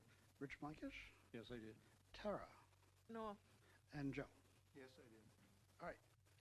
Applicants, state your names and addresses, please. Certainly. Thank you, Mr. Chair. Yes, my name is Brian Cabot. I'm a contractor with Buell Consulting at 9973 Valley View Road in Eden Prairie. Good evening. Brent Meyer with Hush Blackwell, 14606 Branch Street, Omaha, Nebraska. All right, thank you. Any additions to the staff report? Sure. Yeah, I'd like to, if you don't mind, Mr. Chair, just give you some background on the project. Buell Consulting, the company I work with, we were engaged back in September 2022 by Tillman Infrastructure on behalf of Verizon to find a place to put a new tower here. And Verizon has been serving the area actually from the tower that Heidi mentioned that's 0.6 of a mile south of the existing site. And they approached our client, Tillman Infrastructure, due to economic reasons. They've been on that tower there since 2002. They attempted to negotiate lower rent with American Tower and were unable to, or unsuccessful in doing so. ATC denied that request. And so with that, in order to economically, in an economically feasible manner, continue to serve the area, that's where my client Tillman Infrastructure comes in. And they will build a tower and rent to Verizon at significantly less cost. So, and in the ensuing time, since we submitted the application originally and then had it stayed, AT&T, who's the only other carrier on that existing tower 0.6 of a mile south, has also approached Tillman Infrastructure for the exact same reason as Verizon, saying we in fact, there's a letter in your packet on that as well, but they indicate that they're currently paying American Tower over 3 times what they would pay Tillman to operate their equipment on site. And so we have 2 of 2 carriers on that existing tower that are in a situation, in order to serve the area in an economically feasible way, they said, we need to move. So that's where we're at this evening, and we're glad to answer any questions. All right. If I could just add a few things. I know that the staff received some comments from the neighbors, and I can address those later on, but a couple things that I did want to point out. I know that the Planning Commission is supposed to determine whether the proposed use is consistent with the comprehensive plan. The proposed use for this infrastructure is to increase connectivity, which I know is one of the pillars for the county. And as Brian explained, there's significant cost savings by letting these providers switch to the Tillman infrastructure, which results in more affordable and better service for the county. And I also just wanted to point out that this proposed use also falls within the business pillar of creating a business-friendly environment within the county. I know that there's going to be some comments from the public, and so as long as we get an opportunity to respond to some of those, I'll be quiet. All right, thank you. So I'm going to go ahead and open the public hearing. So when I do, I have a list of cards here. When I do call your name, come to the podium, name and address, please, and then address your comments or questions to me, and then we will feed them back to the applicant at the end of public comments. And Heidi, we do have one for the record, right? Yeah, we got a series of letters, Okay. which were all emailed to you guys yesterday. You've got hard copies there, and I've got a summary of each of those, just the highlights, that I'll go through once, either now or once we're done taking the public. Once the public comment. All right. So Renee Bianchi. And I'm sorry if I butcher any names. So name and address, please. Yes, my name is Renee Bianchi, and my husband and I reside at 12663 103rd Avenue, which is nearby the parcel of land that this permit pertains to. And I'll try to be as concise as I can because I know there's a lot of people concerned about this, but we purchased our land less than 2 years ago. Not sure why we didn't know that this was in the process at the time, but we did spend a lot of money to clear the land. There was an old home and a lot of trash on the property. And we worked really closely with environmental services because we had a small section of wetland that we wanted to preserve and retain that and the surrounding area for the wildlife and the purpose of the land that we live on. And so we did work closely with them, and we understand the implications of environmental services and what's required. As I went through zoning ordinance number 439, my understanding is that they must show that the use of this property conforms to the comprehensive plan and is compatible with the existing neighborhood, which is farmland and residential. So the tower would be in the middle of farmland surrounded by many homes. And the ordinance stipulates that the proposed use on a working farm, which this is, would contribute to the agricultural operations or practices for this piece of land. It also has to be compatible with any future use of the property or any development in the foreseeable future. And I fail to see how a communications tower fits within the ordinance at all because it's farmland. Neither does it contribute to the use of the property for any foreseeable future or the development of that property. The next item I'd like to talk about is the environmental and health impact. This will disrupt the wildlife on this property and the surrounding area. There are 2 groups of sandhill cranes that are nested within this parcel and the surrounding parcels. There are pheasant and deer that also nest there, multiple kinds of birds, eagles, that use the open land regularly. There's no surrounding trees whatsoever to buffer the RF waves or provide any kind of cover to this large tower. In my opinion, an environmental study would have to be conducted to directly address the concerns to our wildlife and the impact on these animals. Sandhill cranes are federally protected under the Migratory Bird Treaty Act and state law. In addition, several scientific studies have shown the impact of RF waves on humans, especially when there's nothing buffering those waves, which this would be. It causes frequent headaches, it causes serious health conditions. There are children in the area as well as vulnerable adults with other health conditions which this would impact. Those would need to be negated in an RF wave study, which this company would be required to conduct. Lastly, and I think most people living in small rural areas are seeing this, there's a proliferation of cell towers. While I understand that they may not like the deal that they get on the existing tower, there are 2 towers that every resident of Kimball sees out their windows. This would be another tower just simply to meet economic needs of one vendor. There's no need for this tower. There's capacity on the existing towers. It's not the residents' obligation to worry about the rates that they get on their existing towers, and they cannot continue to keep putting up towers just because they don't like the deal they're getting on the existing one. So I'm opposed to it. I don't think it serves the community. I don't think it serves the value of our property or our tax dollars, and it has no benefit to the residents whatsoever. The last thing I'd like to submit is a petition that the majority of the residents have signed opposing this. Angie, you want to take that? Sure.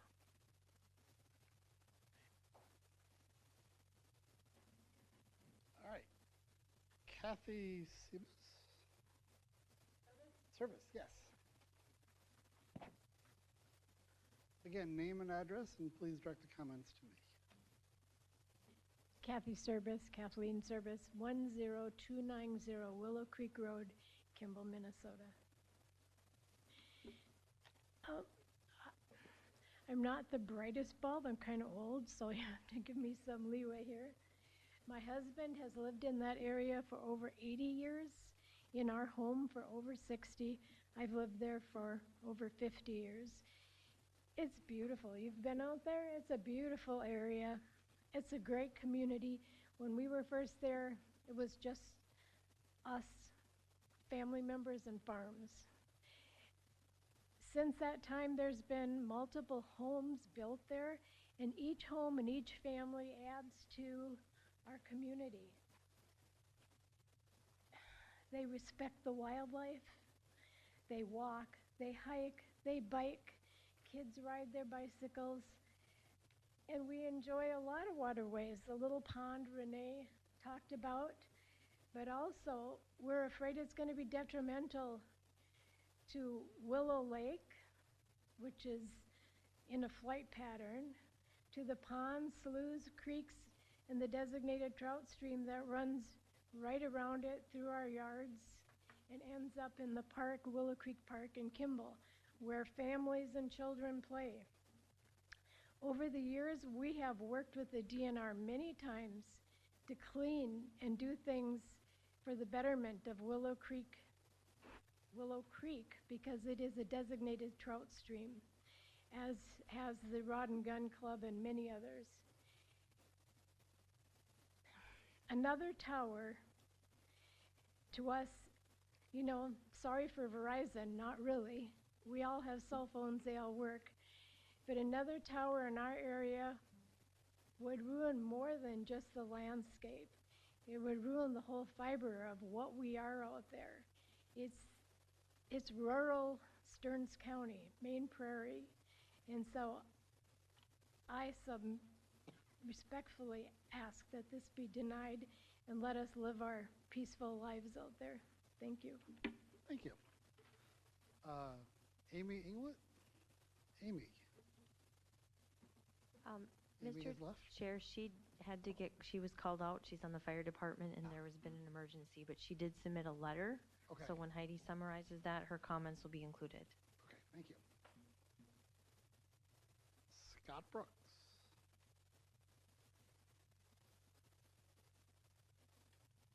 Again, name and address and comments to make. Thank you, Mr. Chair. My name is Scott Brooks. I reside at 12663 103rd Avenue. I live with Renee there. We built our place, like she said, in 2024. We did buy the property in 2023, so knowing that this activity started in 2022 and was not on our disclosure is an unfortunate situation. Our property is approximately 500 feet from the proposed site's property line. There are two existing communication towers already in the area, as stated earlier. They are 1.36 miles apart from each other. This proposed tower is going to be located between these two existing towers. Verizon and other providers already have service, as they stated, on those towers.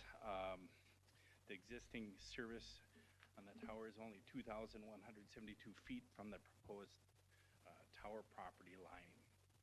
As stated earlier, there are multiple homes. I counted 21 homes within a half-mile radius of that proposed area.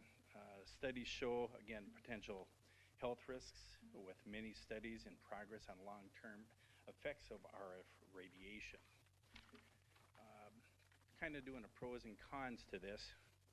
On the con side, unfortunately, I said the zoning does not permit this type of use of the property. Communication towers do not align with the Maine Prairie Comprehensive Plan. Landowners do not live. The current landowners of the property that the tower is going to go on do not live at that property or near that property. The tower will lower the value of the homes in the surrounding area. Additional tower adds health risks to those residents in those homes.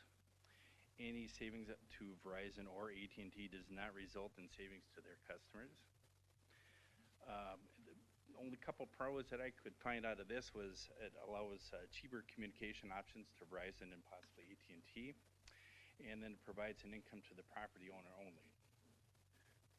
So I say the cons heavily outweigh The pros in this situation, the conditional permit only benefits two parties, but burdens many others financially and at health risks in the surrounding area.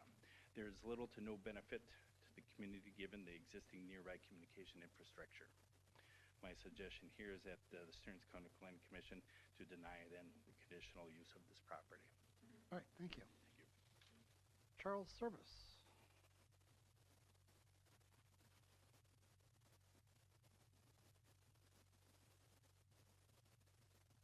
Again, name and address and direct your comments to me, please. Charles Service, 12396 103rd Avenue. I'm going to be right across the street from this.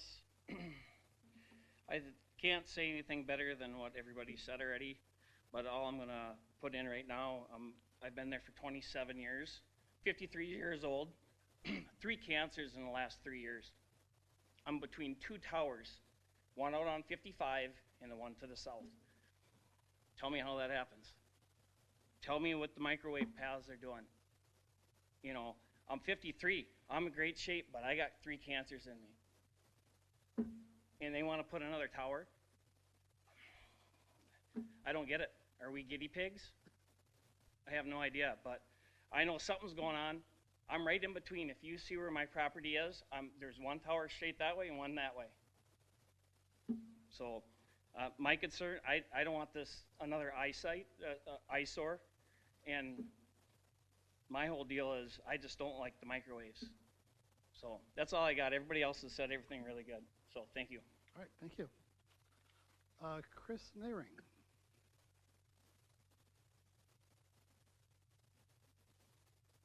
Again, name and address and direct your comments to me. Good evening. My name is Christine Nearing. I live at 12247 103rd Avenue in Main Prairie Township, along with my husband Brent. We're here today as longtime residents and neighbors who've invested deeply in this community over the past 20 years.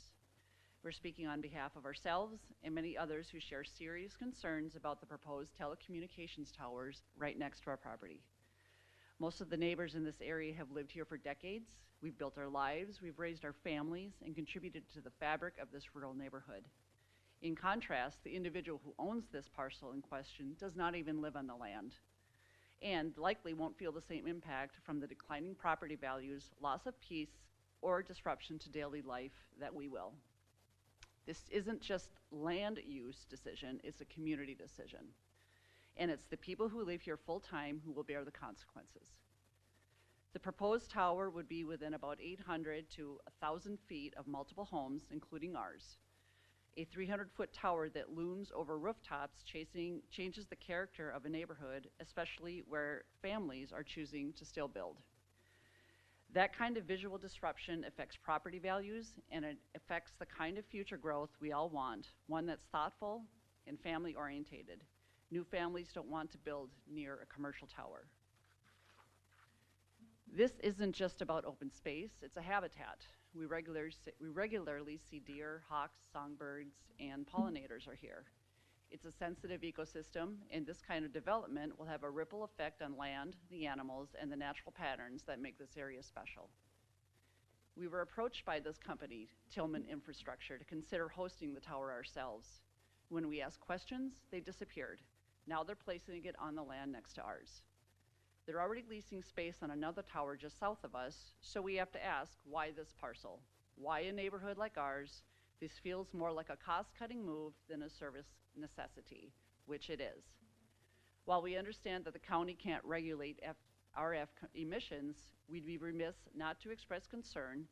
Homes with young children will be just a few hundred feet from a 5G capable tower. We ask the county to keep these families in mind when weighing this decision. We respectfully ask you to deny this permit, or at the very least require a location to an area that doesn't affect the existing homes and natural habitat. This tower doesn't fit this neighborhood, not visually, not environmentally, and not in spirit. Please stand with the residents who have called this place their home for decades. Thank you. Thank you. Brent Nehring. Brent.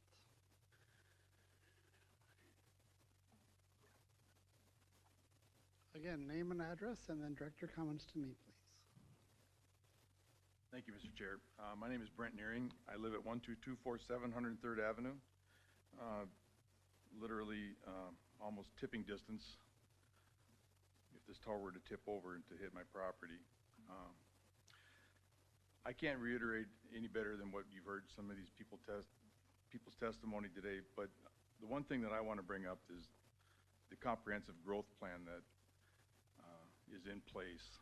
When I was a township supervisor, we worked close with the township to develop this growth plan. This is dead center of a concentrated growth plan for the township that was developed with the county.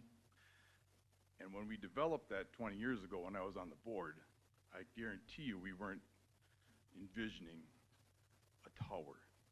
We were envisioning homes and houses and families that builds our community, churches, schools, and infrastructure. This tower does nothing for our community. We already have it. It just will thicken wallets of people from other states. Thank you. Thank you. Heidi, you want to read the comments you got? Yeah, so I'll highlight the letters. So some of them have spoken tonight. So I'll highlight the ones that were not here to speak. And again, you have the full letters in your packets. So from American Tower Corporation, they are opposed. They own the tower Verizon is currently on and willing to work with Verizon to find a solution. AT&T supports the tower. They would relocate to the new tower from the existing tower due to increasing costs. Amy Inglet, she's opposed. Tower will remove the scenic view. There's a trout stream within a quarter mile. It would eliminate farming on the property. Radiation from the tower interferes with animals. The tower will fragment habitat and disrupt the local ecosystem. Radiation from the tower will have health impacts. Land is zoned to preserve ag and rural character. 2 towers nearby already. The landowner lives 4 miles away. Decreased property values, and the tower isn't compatible with the neighborhood. And then Gary Van Erden is opposed. Bob and Mary Van Erden are opposed. And Lisa Myers is also opposed. All right. Any other comments from the audience? Did we miss anybody?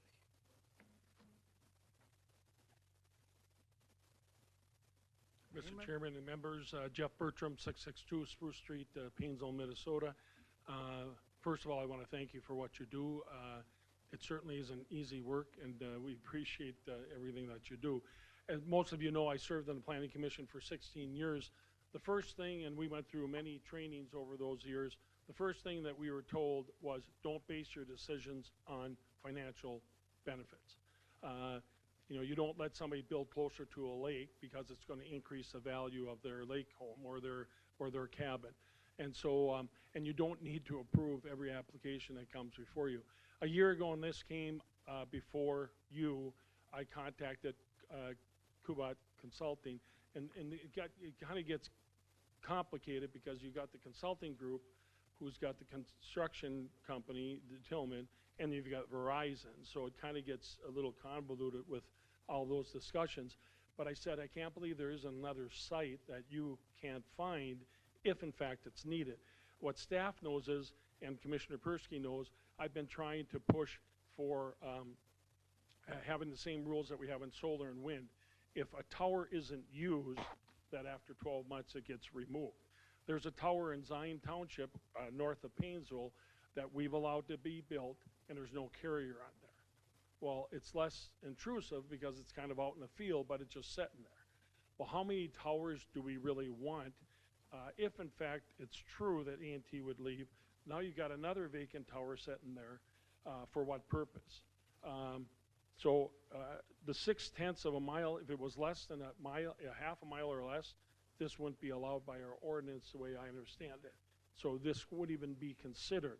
So I personally have not gone and measured it. I've been assured by staff it is 6/10 of a mile, but if it is a half a mile or less, I don't think our ordinance allows it. The co-location, I was part of that effort when I was on Planning Commission. We required up to 3 co-locations, which again makes sense. Rather than having 3 individual towers, that was the whole mindset of the ordinance, is you have 1 tower and you have 3 carriers. The tower's been there or used for 23 years now. Again, it is purely financial and totally against what we're supposed to be basing our decisions on. And I'm really, I guess, I'm at a loss because of American Tower's letter. I contacted the attorney, and I know I'm not going to say her name right, but she's not here, so she won't be offended, Janice Canales, and she told me this week that no one has ever contacted them to work out a deal. Now, obviously, we heard something different earlier, so I don't know what to say. Because I specifically asked, have you been contacted? And I asked leasing, how much is leasing and those kinds of things. And of course, I knew it was going to be proprietary, and it was. But I did find out some other information, other ways of what a lease really does cost, how much a tower costs. I don't build towers. Towers, $500,000, I've been told. And the lease can be in that $50,000 range. So again, I have Verizon, great company, whatever. But to allow this is going to set a standard, and that's why I'm here. How many other towers, the same thing's going to happen? Who's got the resources to build towers? So suddenly, I don't even know how many towers we have in Stearns County, but I know how many solar farms we have. I know how many wind towers we have. So now the new thing is going to be cell towers. And if you approve this one, what's going to happen? They're going to go to every other tower and say, you either lower your rate or we're going to build another tower. And again, don't base your decision on a financial benefit to a consultant, to a contractor, to a carrier. That's not what this is all about. If we needed coverage in that area and there was no tower in that area, then we'd be talking about a real issue, but I don't believe we are. So I would firmly ask you that you do not recommend approval for this. I think this is a big deal. I hesitated to come to the meeting, but it is a big deal, and I thought if I wouldn't come and share that, and again, I tried to work, I'm a win-win kind of guy. I tried to work something out last fall saying, listen, and I believe that's why they continued it. And I thought, well, good, they're continuing it. They're going to look at another option instead of having it right where they put it. And you know how this goes. Again, I would assume you do. In all the cell towers that I was involved in, what they do is they drive around with their monitoring equipment. They find a couple locations that they feel the signal's the strongest, and then they try to negotiate deals with those landowners. And they'll pit one landowner against another one and do what they need to do. And that's fine. That's all economics. That's the way it works. But the landowner didn't come to them and say, here, you can build a tower. They came to landowners, as Ms. Nearing obviously said tonight, and they say, can we put a tower on your land? So again, it just isn't needed. And I strongly recommend that you don't recommend approval for this. Thank you. All right, thank you. So any new testimony from the public?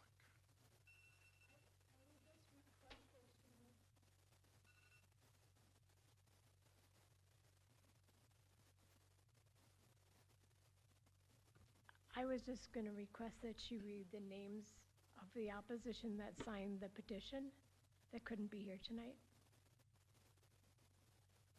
We do have that.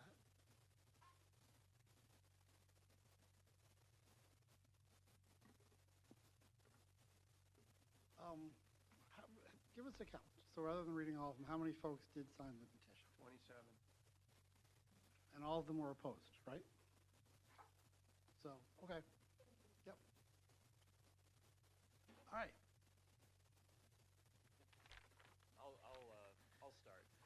A couple of things that I want to address as far as just reasons for opposition or requests for denial. Starting off, the environmental concerns. When a company such as Tillman is seeking a permit to install this equipment, they need to get a NEPA study completed that gets submitted to FCC. That NEPA study does an environmental study to make sure that there is no adverse environmental impact for the site. Otherwise, there cannot be construction that starts. So there is an environmental study as part of this process, and it has to determine that there's no negative environmental impact as far as the construction.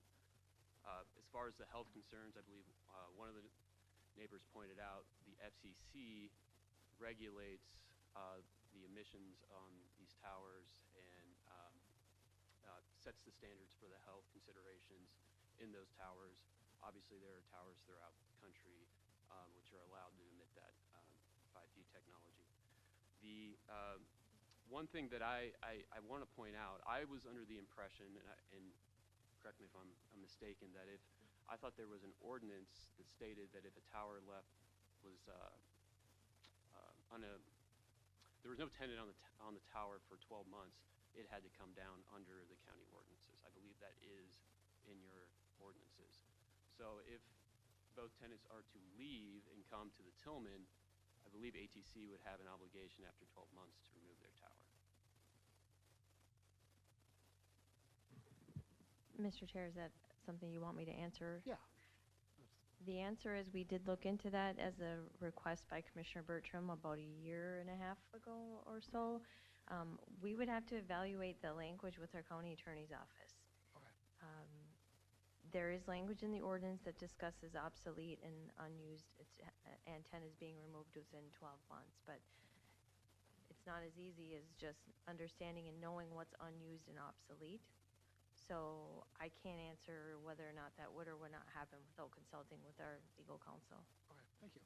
I will say it's not uncommon to have that 12-month removal obligation, and it is enforced. But I'll leave it to the county attorney to interpret that.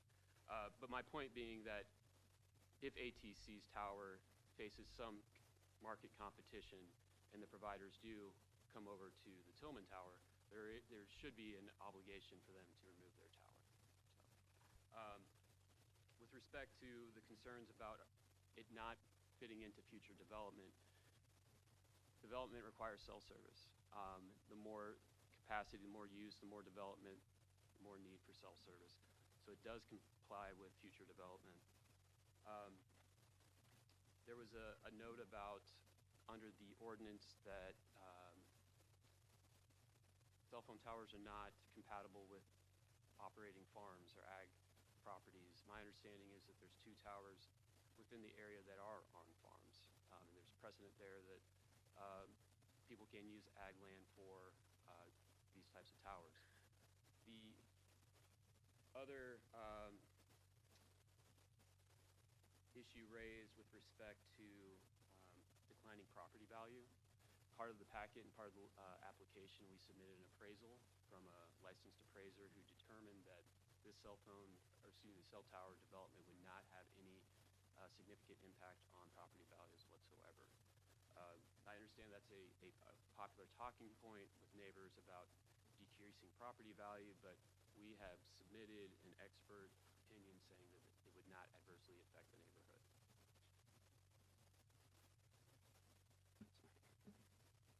And the last point I want to raise, we submitted both a sworn statement from AT&T,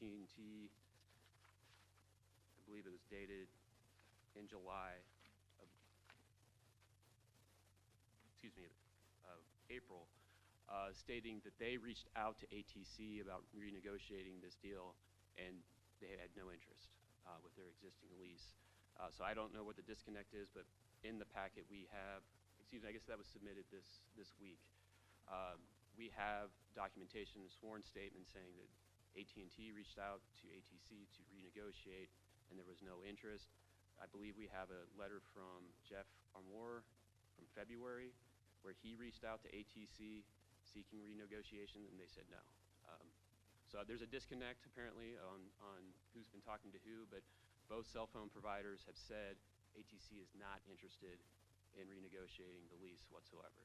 And what Tillman is requesting is the opportunity to have a competitive market in this area so that the service providers have options for infrastructure. I think that's... Any additions? Yeah, I'd like to also mention, just with regard to the location, as Commissioner Bertram noted, there is language in the ordinance about a half-mile separation if there's a co-locatable structure. So this, of course, there is a co-locatable structure here. It's the ATC tower, and they've been on it, but that's, we've got, you know, 2 of 2 carriers that want to move off. And why this location in particular? So when a carrier or carriers are operating a signal in a specific area, and they're looking to relocate, the smaller relocation that they can do, the better. If we could be within that half-mile radius, terrific, because there's an existing service footprint, and to move it any distance is going to change how the area is covered and served. So we want to be as close as we can to the existing tower. And Verizon, who initially engaged Tillman to build this site, said we could move about 3/4 of a mile from the existing site. So that does limit the number of potential properties where this tower could go. And we evaluate land based on zoning requirements, based on existing land use characteristics. We look at the county's spatial requirements in terms of setbacks, in terms of allowable height, and separation distances if there are any from off-site structures such as towers or homes or historic areas or historic properties. And yeah, we ultimately we look at all of this, and then we do also look at, okay, where are the wetlands? Are there floodplains here? Is there a flight path that we need to consider? We do all of this due diligence before we contact landowners. And here I did contact 7 landowners about this project, and ultimately 2 were interested, and 1 property was going to be suitable for this tower of those 2 properties, and that's where we're at on Mr. Hyde's property. Okay. Comments or questions from the board members? Mr. Chair,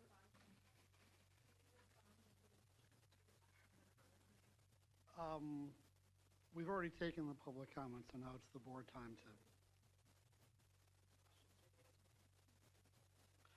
We've already taken the public comments, so this is the board discussion. I have a couple questions. First question, you mentioned the NEPA documentation. That wasn't in the packet at all, so can you just explain what was required and completed? Yeah, so the NEPA report is required from the FCC permitting. Tillman cannot start construction until that report is completed and it comes back with no environmental impact. We do not have that report yet, but what we can do, and we have done in the past, is make that a condition that report be submitted and for staff review. And you know, if it comes back with an environmental impact, the tower won't go up anyway. So making that a condition to the CUP is something we're comfortable with. And then my other question was related to the current tower and the current services that are the current equipment that you have on that tower. If you aren't allowed to build this new tower, will Verizon maintain their equipment on the current tower? I believe they will have to, yes. And one thing that I didn't point out in the AT&T, and I believe it's in the Verizon affidavit as well, is the ability under the Tillman tower, they have the ability to add new equipment, improve technology, where they're somewhat handcuffed under ATC. I know it's not directly to your question, but if it gets denied, I think they are going to have to or not provide service in that area. What are the chances that they're not going to provide service in the area and going to remove their equipment from that tower? I don't know the answer to that, but I don't know. Yeah, it's possible. It's possible. They have that. You know, they could terminate the contract. Other questions, comments from the commission?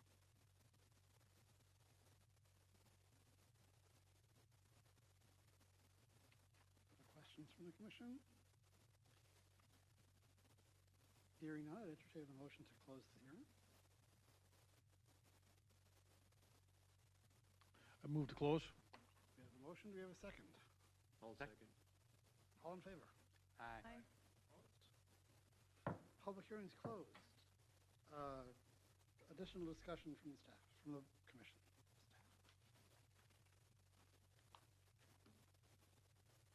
Okay. Findings of fact.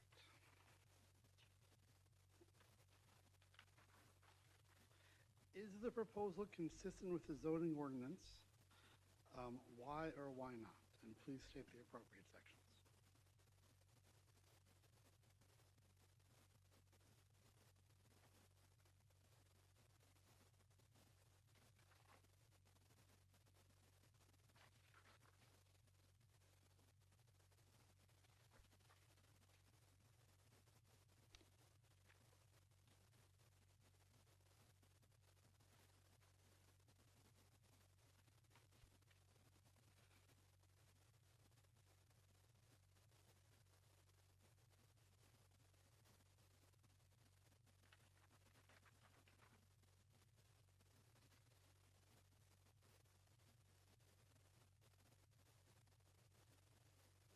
There's a lot of documents to go through on here. Try to find.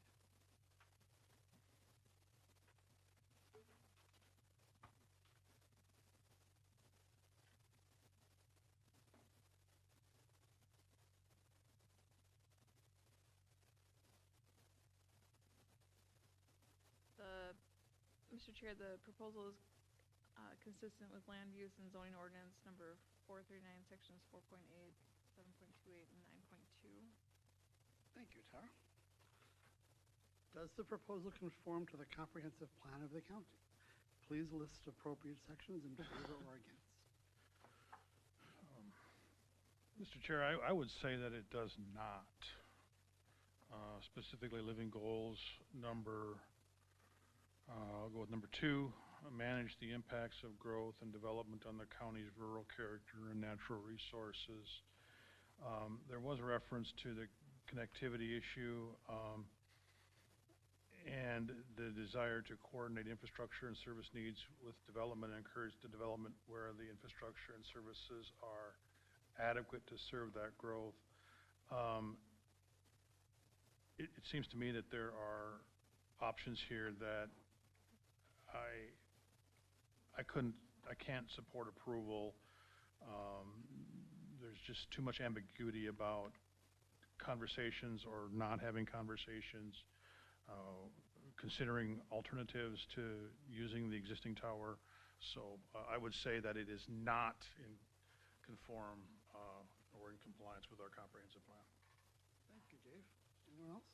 Mr. Chair, I'd say that the plan or the proposed application is consistent with the connectivity goals for number 2, coordinate infrastructure and service needs of development and encourage development where the infrastructure and services are adequate to serve that growth. But I also believe that it's not compatible with living or connectivity goal number 4, which is to deploy fast and reliable internet technologies that are equitable, affordable, and take advantage of existing infrastructure assets. I'm in the same camp as Dave on that one, where there does seem to be existing infrastructure assets already present. Other members?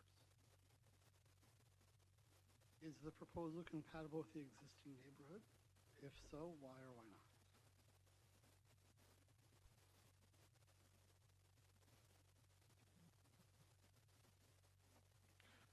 Mr. Chair, I would say that it isn't, as was shared by residents. It's would be very close to existing housing, and it just doesn't seem like it's the right spot for it. Mr. Chair, I would say that it is compatible with the existing neighborhood on the fact that there are 2 other towers in close proximity. Thank you, Dave and Tara. How has the applicant demonstrated that standards and criteria stated in the ordinance will be satisfied?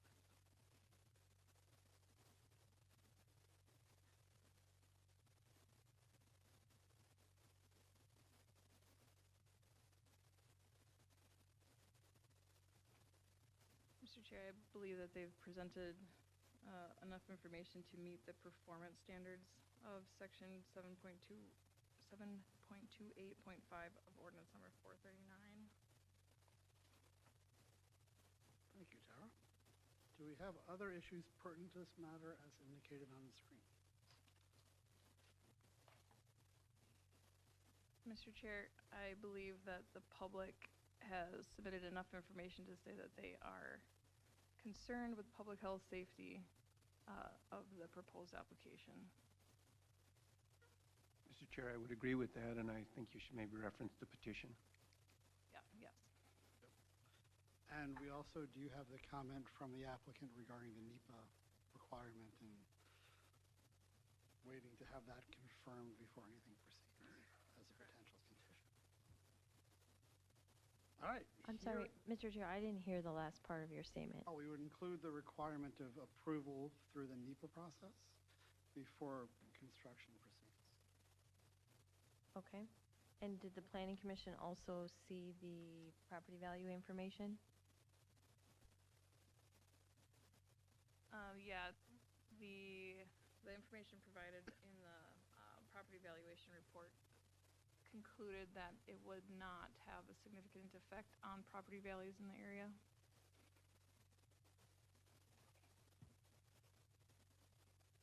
Anything else on that list of items?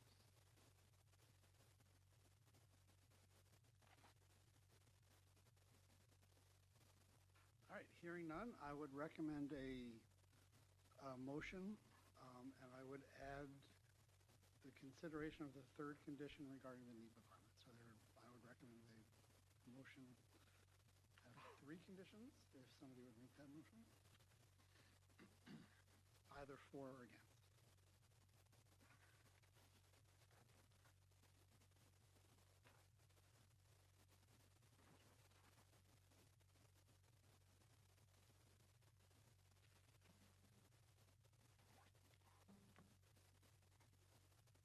Mr. Chair, I'll make that motion. In favor? Yes. We have a motion for with the 3 conditions. Do we have a second?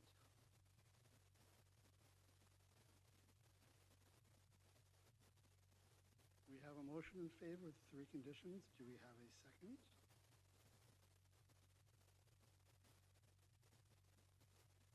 We have a motion in favor with 3 conditions. Do we have a second?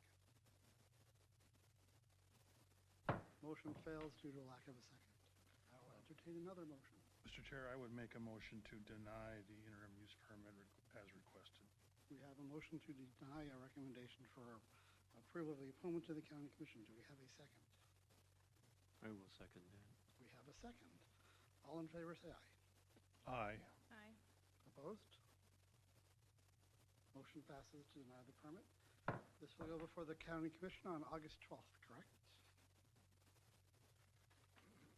We do a Can we do a roll call, please? Yeah. Roll call. Who's here? David? I made the motion to deny, so I'm a Okay. yes. Dave Nafla? Nay. Rich?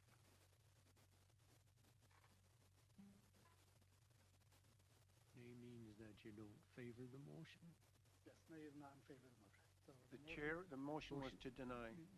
So then it's the nay yes, was- to deny. Yes. Yeah. So you're in favor of the motion? To deny.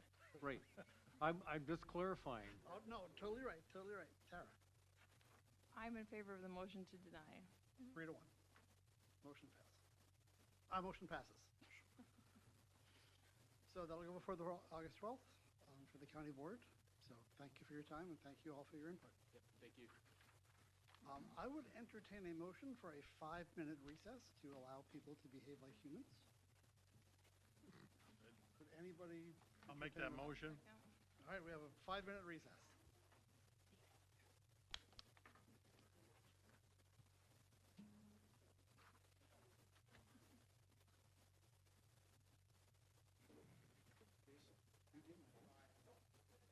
Can I ask why?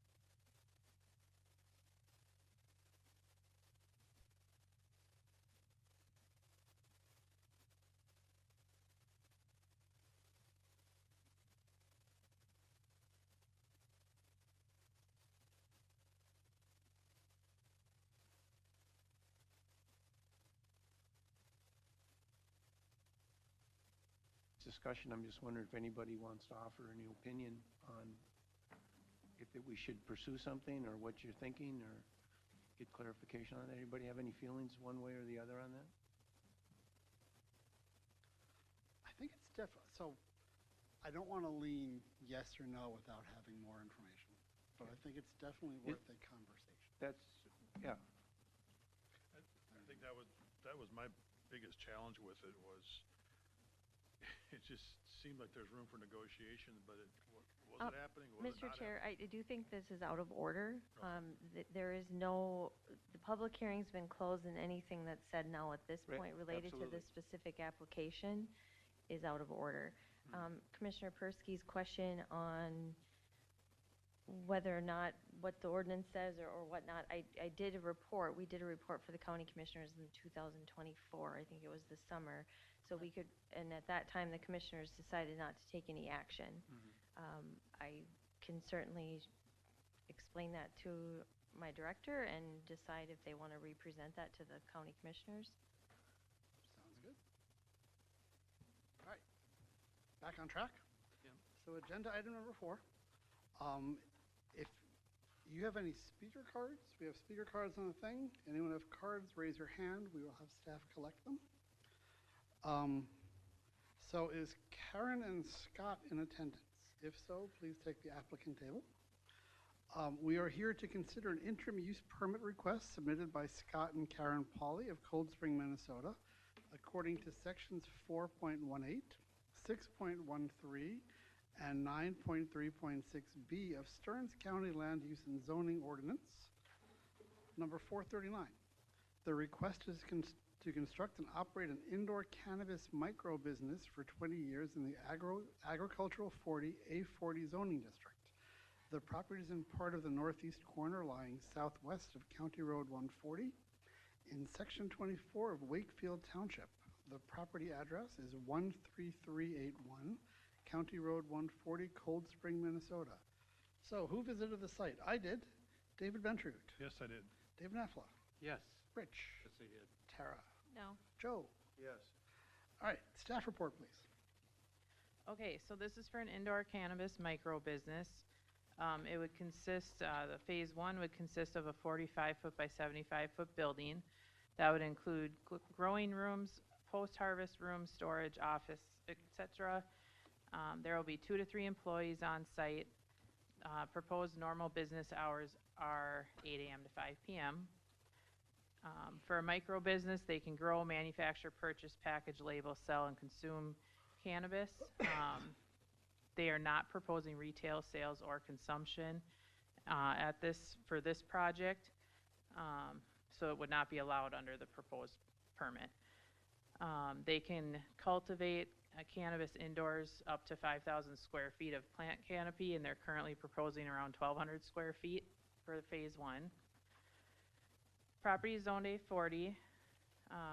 Part of the property is within shoreland, and part of the property contains native plant community. The proposed location of the business and driveway are outside of those areas. There are several wetlands on the property, so our wetland staff will need to do a review on site, a determination on site, to verify that the driveway and confident the building's outside of wetland. Some of the driveway areas they want to review on site. So that would be required before any permits, construction site permits would be issued.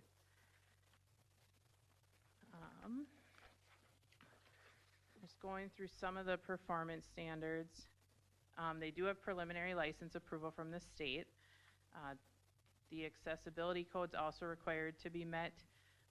Wakefield Township enforces the state building code, so they'll ensure that all of that's met. The County Highway Department has approved the change in use for the existing approach. They're not proposing any outdoor display or outdoor storage. There's adequate room for parking. Loading and unloading will be to the southeast side of the structure. They've submitted an operations plan, environmental management plan, operating procedures. All setbacks are met. They have a waste disposal plan, security and lighting plan. They have a plan for odor control. I can let the applicant speak to some of those details. Again, no retail sales are proposed. Cultivation will only be indoors.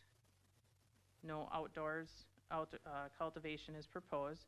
No cannabis events are proposed. This is not a delivery service or transport business. And they will have the cultivation endorsement from the state. Surrounding zoning is A40 Residential 1 and Municipality. City of Rockville is adjacent to this parcel. The city zoning adjacent to the parcel is also A40. Surrounding land uses ag land, woodland, wetland, rural residential lots. There's a solar garden, commercial lots, Fire Lake, City of Rockville. Approximately 53 residences, 2 animal feedlots. City of Cold Spring is 3/4 of a mile from the property, and that zoning is commercial and industrial. Future land use map has us in the ag and rural area in the comprehensive plan. Proposed conditions, if you choose to recommend approval. Number 1, the interim use permit shall terminate upon the occurrence of any of the following, whichever occurs first. On August 12th, 2045, revocation of a state license or discontinuance of the use for a minimum period of 1 year. Number 2, determine if hours of operation need to be set. Applicant is proposing their normal hours of 8 a.m. to 5 p.m. 3, obtain the state license according to Minnesota Rules, Chapter 9810. Number 4, the use must comply with all provisions of Minnesota Rules, Chapter 9810 and Minnesota Statute 342. Retail sales and/or consumption is not allowed. The facility shall install and maintain enhanced ventilation systems designed to minimize the detection of cannabis odor. Systems shall include activated carbon filters on all exhaust outlets on the building exterior.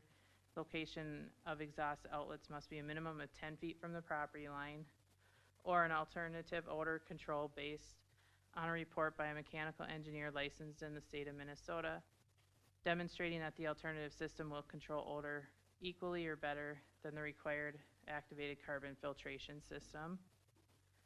Submit a certificate of occupancy from Wakefield Township prior to occupying the building to ensure the state accessibility code is met. Number 7, applicant shall meet the MPCA wastewater treatment guidelines if the industrial wastewater will be brought to an industrial wastewater treatment facility. An agreement with the facility shall be submitted. And number 8, a wetland determination meeting the requirements of the Wetland Conservation Act shall be required prior to issuance of a construction site permit or any ground disturbing activity. Thank you, Heidi. Applicants, introduce yourself, name and address, please.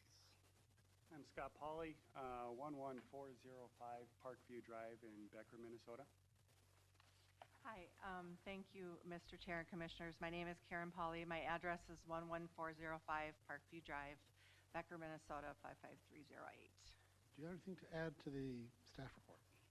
Well, I did want to just clarify that, the hours of operation, this is an indoor grow facility. And for those of you that don't know, the grow lights that grow the plants are typically on anywhere from 12 to 18 hours, and then it's off for either 6 or 12 hours. So our hours of operation would be typically daytime hours when staff is coming to work, doing their tasks, and then leaving. Now, it could be possible that later activity is needed based on whether or not they got all the work done, but it's typically only 2 or 3 individuals that will be there on site at any given point. Just want to clarify that if there would be a problem, that they'd be allowed to be able to go back in and take care of the task that is needed. Mr. Chair, sir, this industry is very new to many of us, okay? Yep. So you just mentioned the grow lights. So do you then have light on them 24 hours a day? Because are the grow lights on then during the night, and then, of course, during the day you just use regular hours of sunlight? Is that how it? No, actually, just to kind of make a visual for you. So we'll have grow rooms inside of our building, okay? The grow rooms are going to be similar to, they're going to be constructed of insulated metal panels. So if you think about like a walk-in cooler or a walk-in freezer, that's the type of panels that will consist of the walls of the room. So inside those grow rooms, the veg room and the flower rooms, there will be grow lights that will be on for only that period of time that is for the 12 or 8 or 16 hours. And then it goes dark because you have to, when you're not having the light on, you can't have any light on because you're training your plants. If they start seeing a differentiation in that light, then they start thinking that the end is coming and we have to start going to flower and then their end of life cycle, if that makes any sense to you. But from the outside public, they won't see any of that because it's inside the building. So I'll open the public hearing. Heidi Stahlberger.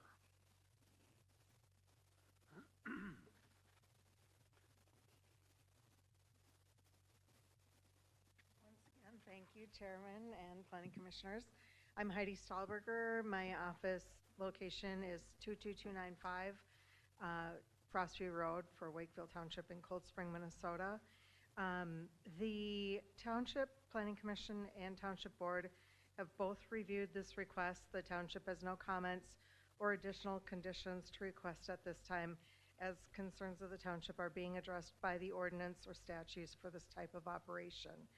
And this property is located on County Road 140. So if they go out of this property in any direction, they're on a county road, and then that connects later to Highway 23. So there are no township roads involved, and all of the safety concerns that anyone had are being handled by the ordinance or the statutes. All right, thank you. Thank you. Tom Evans.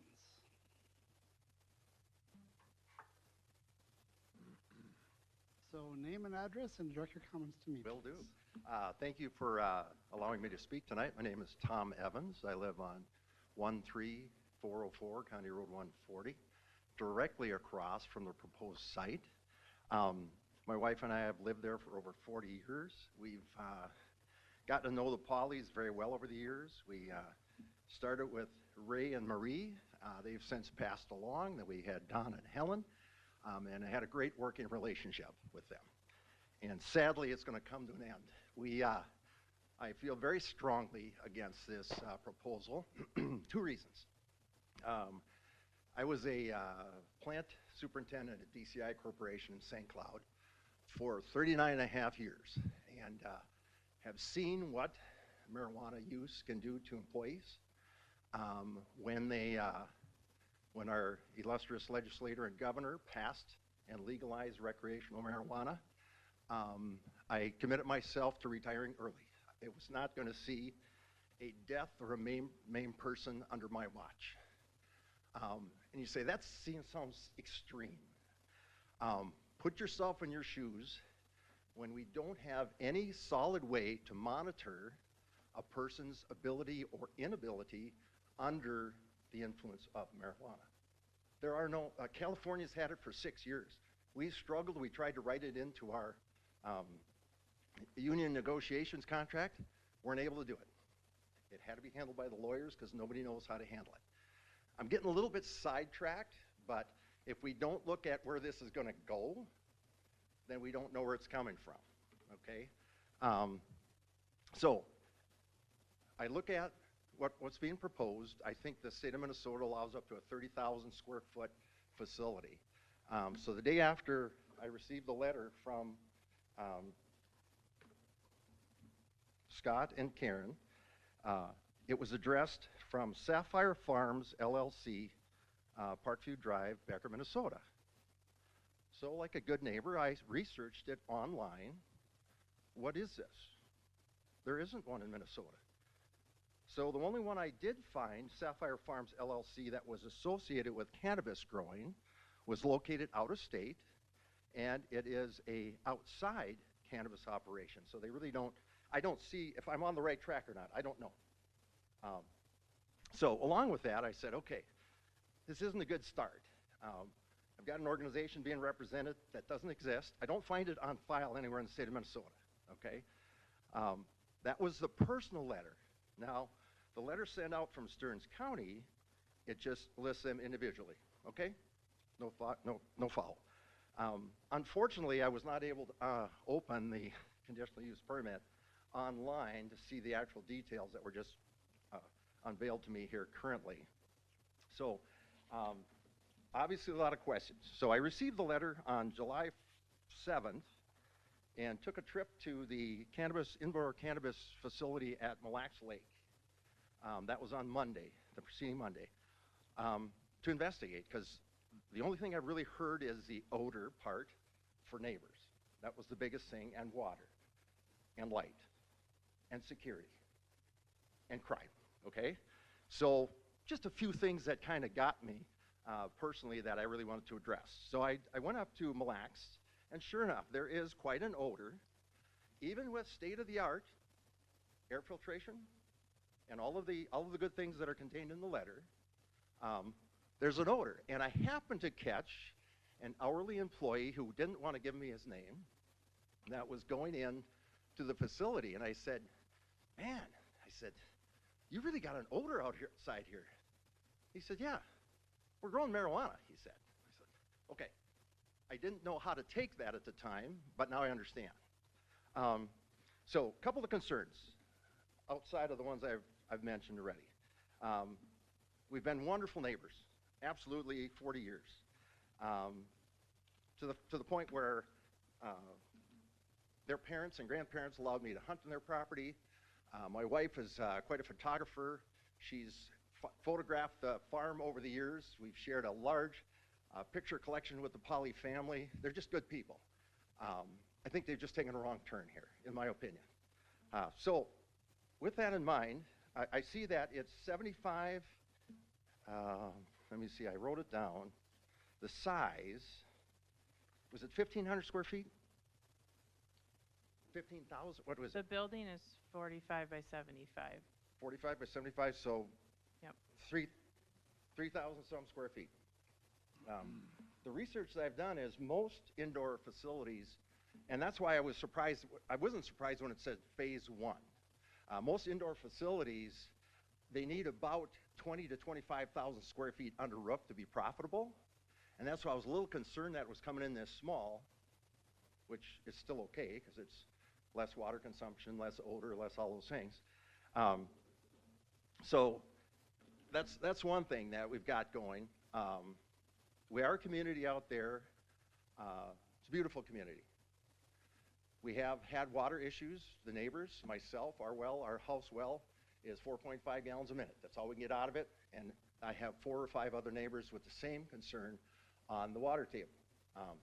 Growing, agriculture takes a lot of water. Also, the wastewater from processing obviously needs to be treated, and what's in wastewater of pot plants, THC and all those great chemicals that we're trying to avoid, at least most people are trying to avoid. So we got the water issue, we got the odor issue, and I know they've done a study and it says that the carbon filtering and they're going to do all this great stuff. It's a pungent plant. It's agriculture, especially during the flowering and the drying times. It is odorous. It's pungent. So I don't know how they're going to control that. The neighborhood is going to experience that. The neighborhood already experiences Golden Plump, or currently Pilgrim's Pride. About 8 or 10 times a year, we'll get a lot of odor from the chicken processing plant. But we understand. Stuff has to happen, and we know that moving forward. Let me compose myself here a little bit. Security, obviously, is an issue. It's a very high value product. Doesn't necessarily attract the most favorable customers and dealers. It's something, yeah, we've legalized it in the state of Minnesota, which I truly believe we're going to grow to regret, but it still does. It still has The black market cannabis is not going away, and they will definitely be a target in our neighborhood for late night visits. So got some real concerns there. Decreasing in property value, there's a lot of yeses and nos to that. I don't know how many people when they're house shopping are looking to move next to a indoor cannabis cultivation facility. I do believe that there will be a repercussion on our property taxes. I would ask the commission if there is an approval of this interim use permit, if we could also address somehow of a quick reaction to the property value declines and some type of tax credit or tax relief that most property owners will suffer. It's unusual, but we've had two very high-profile homes on the market within the last 6-8 months that are now for sale. I don't know if they had prior knowledge to this possible farm coming in, but there's a lot of movement and a lot of people thinking on how we're going to address this issue. Moving out of Stearns County is one option. Covered that. It did say number of employees at 3. Size of facility we covered. I don't know if there's going to be any on-site residents. And there's a reason I asked that. I think we currently have one. The well water, I'm not sure if there's going to be a well water test done prior to the proposed permit issue. We also have young children living there. We actually have young children renting on the actual property that the facility is proposed. And I'm very curious to see from the report on what the other neighbors had to. I spoke with numerous neighbors. I hope they weren't giving me a line of bull, but there was going to be a lot of responses and concerns over this. There is a sense that this is a done deal, that we can come and we can complain all we want, because as long as they meet their criteria, it's a done deal. I don't believe that. I think we still have a voice. When we do the finding of facts, I don't know in the county if they have actually addressed a comprehensive plan for cannabis. It'll be interesting to see when we get to that part of the program. Outside of that, I appreciate you listening. I appreciate your time. I strongly would urge you to deny this permit just to keep our community safe. Like it or not, I'm not a proponent of cannabis. I wouldn't want my children. I hope that you wouldn't want your children partaking in that. But again, that's not the issue. The issue is he on ag land, and can he perform it under the confines of what Stearns County requires? If that's the case, I'm curious to see how the odor is the big one, but I'm not sure from law enforcement what their expectations are. I would think that there is a heightened interest in this too. It's big dollars, guys, so dollars attract people who want it. So thank you, and appreciate it. All right, thank you. Anyone else from the public care to provide comments? Heidi, you want to summarize the feedback we got? Yep, so I received 4 letters, so I'll just briefly summarize those. You have copies of them in full. From Ken and Nancy Fry, they're opposed. Shouldn't be located in a residential area, concerned with odor, noise, security, health hazards, and property values. Robert Guggenberger is opposed, concerned with odor, noise and light pollution, increased traffic, increased crime risk, property values, environmental impacts. Neighborhood already has to deal with noise from Highway 23 expansion and odor and noise from Pilgrim's Poultry Plant. Jeff and Gina Kraus oppose, concerned with odor, noise, security, health hazards, and property values. And David Schwartz is opposed, doesn't want the noise, smell, or extra traffic. All right, thank you. Applicants, do we have any response to anything you've heard today? Okay. So just to address some of the concerns, certainly I respect the differences of opinions when it comes to cannabis. There are benefits for cannabis as well, and I'm not going to necessarily get into them right now.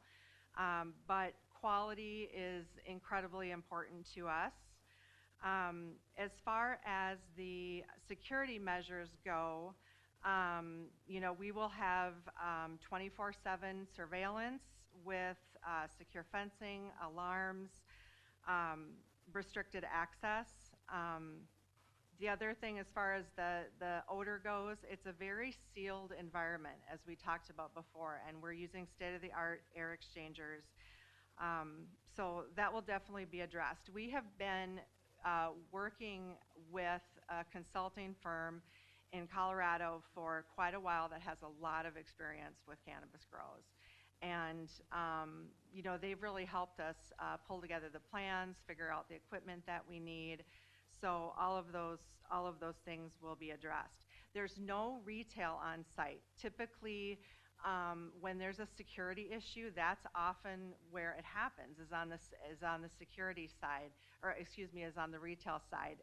Not near as common in the grow facility space. As far as property values go, it is mixed in regards to the research that is out there. Have not seen any proof that property values are typically lowered because of a cannabis grow facility. This building is offset from the road. It won't be very visible. It's not very tall. Light is contained. We're using, and from an environmental impact standpoint, we're using, state-of-the-art system. Industrial waste, I believe, would be the term. So that's basically just some of my responses to the concerns, and I'm thankful that we're hearing these concerns. But we intend to be very responsible. We have been business owners for over 20 years. We have experience in quality because we have owned restaurants, and we understand how important quality is. I actually work in the quality space. And so, we will be very responsible and safe and clean and really manage the odors, the concerns. So, do you have anything to add to that, Scott? Yeah, well, this process for us has started about a year ago, probably, about 13 months ago. And, our son is the social equity applicant that introduced this to us.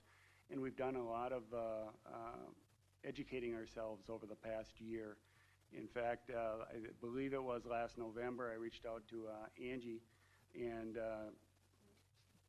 started that process with the county and to find out what do they need from us and how can we get the county the information that we need. And the staff has been very great to work with from back when the board was looking at the rules and regulations that they were going to adopt before the first of the year. So they invited me in to have my input on that. And, we don't take this lightly. We've done our research. We're the first, I believe, in the county. And it's, I understand everybody's apprehension because it's something new and there's not a lot of track record here. Because when you're the first one, obviously you're the first one. So we want to be good neighbors. Tom and Jenny have been living across from my grandparents' house and my parents' house for many years, and all the neighbors that majority of the neighbors that are on 140, we delivered newspapers to them when we were kids. We grew up in that property, and I know their neighborhoods, and I know them. Probably haven't touched base with them as we all get a little older, but we want to be good stewards of the land. We want to be good stewards of making sure that we're responsible with our water usage and be good neighbors.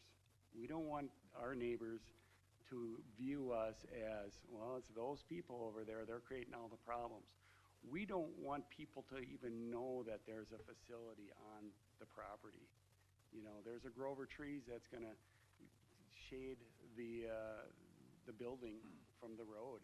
And, you know, the deer are still gonna come around whether we want them or not. But we're, you know, just to reiterate, we wanna be good neighbors. So if somebody has a concern about, well, you know, what's the traffic gonna be like? We'll sit down and talk with them. We sent a letter out, on the recommendation from the staff to let the neighbors know what's going on, because when they get a letter from the county and that's the first time that they've heard about something, I understand that the shock factor gets elevated a little bit. So we reached out to the neighbors to let them know that we are people that have been around that area for many, many years. You know, there's some I know some of the comments have said that they looked us up online, and they identified that there's a Sapphire Farms business in Michigan that is a cannabis business under a different LLC. We were not aware of that a year ago when we reached out to the Secretary of State of Minnesota and filed our LLC under Sapphire Farm. So what we've identified is that this can be very confusing for people that are trying to look us up online, where we actually don't have an online presence yet because we're not an actual operating business at this point. So our plan is to continue with our LLC so the Minnesota OCM does not get confused with our application, but we'll just operate under an assumed name, doing business as a different name moving forward.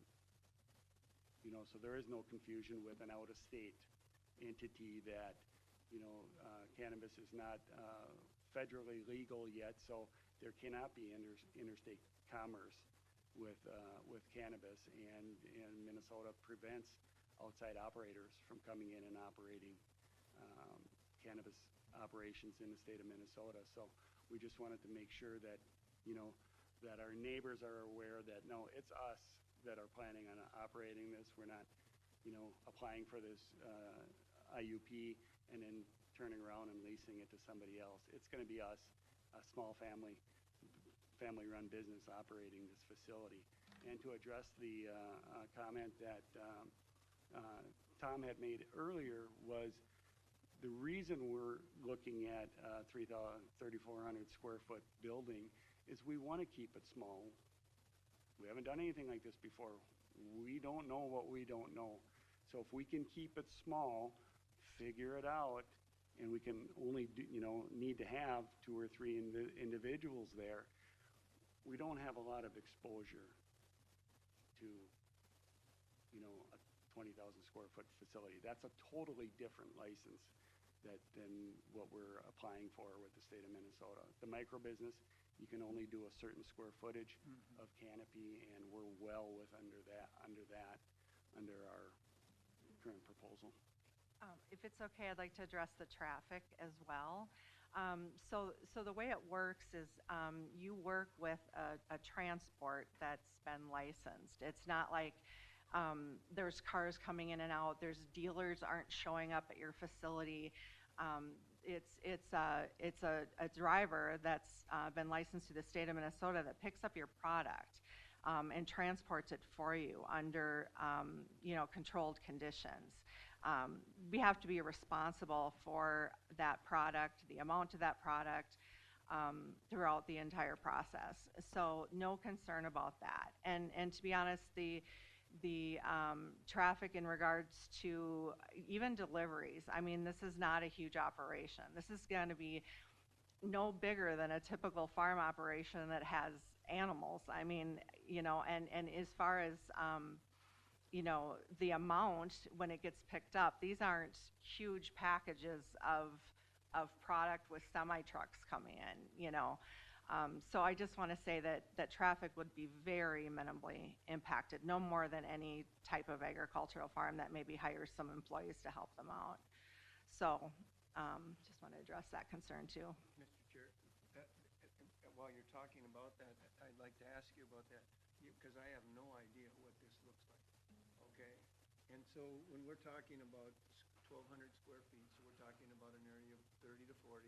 And from what I read, the cycle is like 4, 5, 6 weeks or something like that. Does it all come due at one time? It's rotated throughout the grow rooms. So it's rotated. So then when somebody comes to pick up, are they picking up a package, a bale that the size of I don't know, of what? Of a refrigerator? Well, no. No, so what we would No. do is we would package it in sizes of packages that the retailer is asking us to package it in. Okay. You know, so. Because you're not having any retail sales. We're not doing correct? any retail, we're not doing any manufacturing or processing of it. So we'll be growing the plant, harvesting the buds, and drying them for So the sale. buds will be harvested and you'll dry the leaves? So we'll dry the buds down to the proper, cure them to the proper moisture level. Okay. And then they'll be packaged for resale. And then they'll be retained on site in a secure vault until a sale is made. And that process with the sale is the OCM only can have certain people that are transporters. Okay. So it's not like we can't even transport it.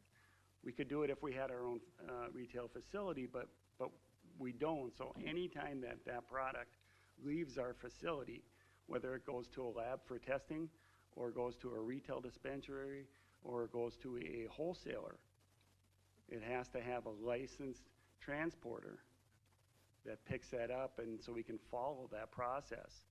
Because this product needs to be traceable. From the time that it starts growing to the time that it gets to its end use, we have to have traceability. And that's a requirement for the state of Minnesota. Okay, and then I'm trying to get a concept of what this packaging might look like. Is it gonna look like a box of crackers? Is it gonna be the size of a candy bar? I mean, what type of size Well, will we be selling it? it all would depend on where it's going. So like if it's going to a lab, it could be the size of a shoebox. Okay. You know, if it's going to a wholesaler, they're probably outfitted to handle a larger quantity, and then they would take it from there and distribute it. Okay. Or if we sell directly to a dispensary, Okay. they may say, well, we only want 2 pounds of this. Well, then the packaging would be indicative of what's in it, but the outside of the packaging wouldn't be indicative of what's inside of it, if that makes sense. Heidi, a question on the operating hours.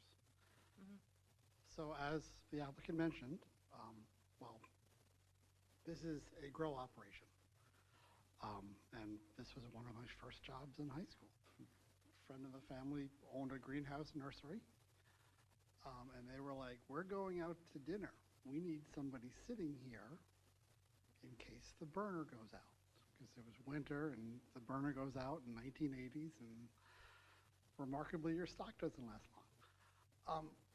When we're looking at hours of operation, what do we consider operations? Because as the applicant mentioned, this is going to be growing. This will be growing when people aren't there. So it will still be operation when things aren't there. Should the electricity go out in January and the alarm goes off, is that an hour of operation? How do we define operations for this? Right, so we don't define it. So if you want to set hours of operation, you're gonna have to indicate what can happen within those hours. Okay. Or what's allowed outside of those hours. You're not required to set hours of operation. It was Okay. just put on a condition to consider it. If you feel it's necessary or not, you can add it, but then I would define what's allowed outside of those hours. But you're not required to Thank you. put those in. Other, yes, Tara. Just for questions on like, if everything's contained in the building, essentially the only thing that would be of nuisance would be people driving to and from the building? That would be the only thing that would be the only traffic, if you will. And then- I'm not sure what you mean about nuisance. But I mean like noise or anything like that, like any other operation, like we were talking earlier today about the pit, you know? Sure.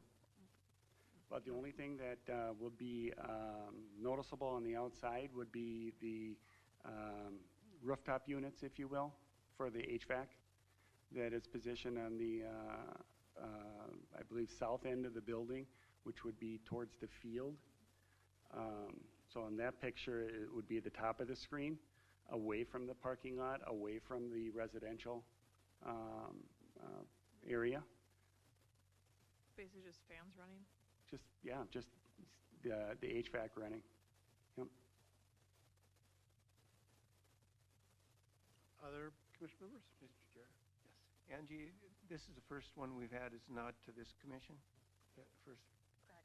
Yeah. Have we had, do you know if any of the communities had any come in like this?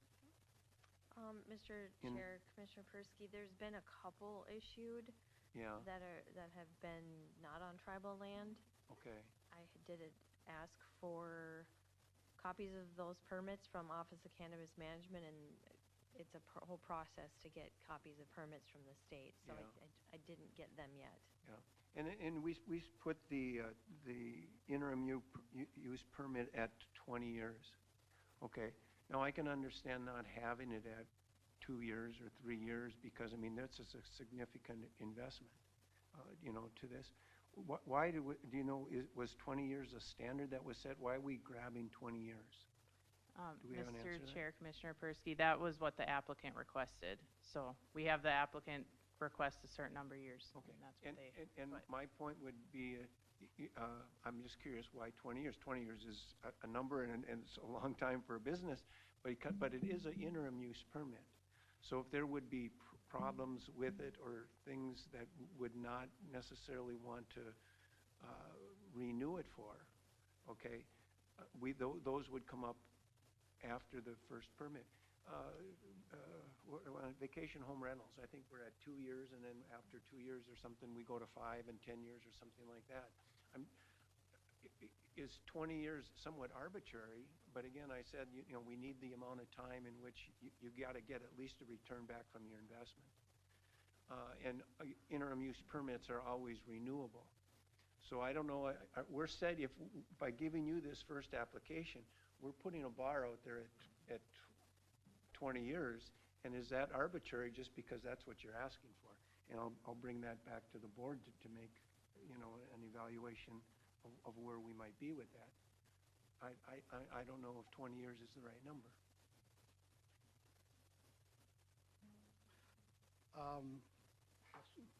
Go ahead. So, when we're talking about 20 years, if you did an expansion in 5 years from what you have now to what you're proposing according to your plan, that would require a update to the interim use permit, would it not, or reapplication? Correct. Yep, it would be an application to amend the permit to expand in the future, so. Answer your question. That answered my question, but I was going to ask you that as well, because just because they're asking to start with the 1,200, do we put the level of 1,200 and ask them to come back for an expansion, or do they have the ability to expand up to 5,000 with this permit? Mr. Chair, Commissioner Persky, and Member Knopfler, we did talk about that as staff, and so the proposed plans, as is shown on your screen, is there phase 1, phase 2. So the plan, I'm going to put that back on you as the planning commission, and ultimately the board to decide. The way it was noticed, the way it was applied for, it could, in this permit term, could include both phases. It also doesn't have to if you come up with reasons why to keep it to the phase 1.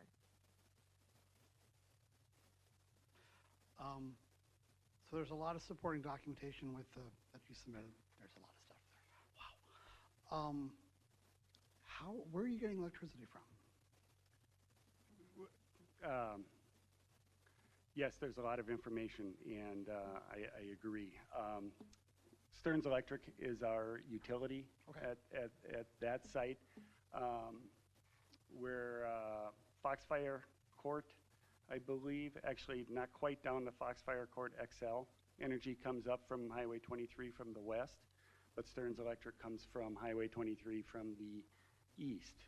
Okay. And we do not have enough power in the primary at this point. It's only single phase along the County Road 140 corridor.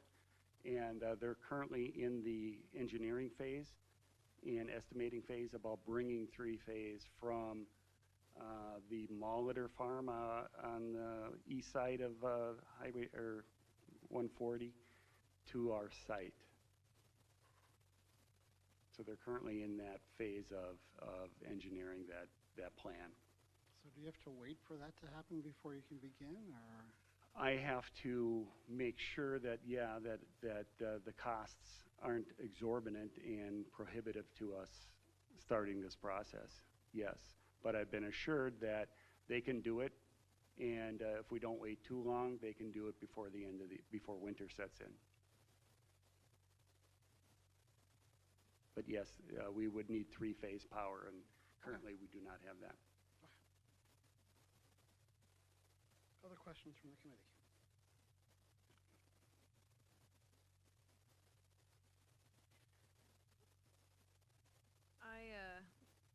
I guess I would like a little bit more of an answer from the applicant on 20 years. I know we talked about it, but we never actually asked them to respond. Thank you for asking.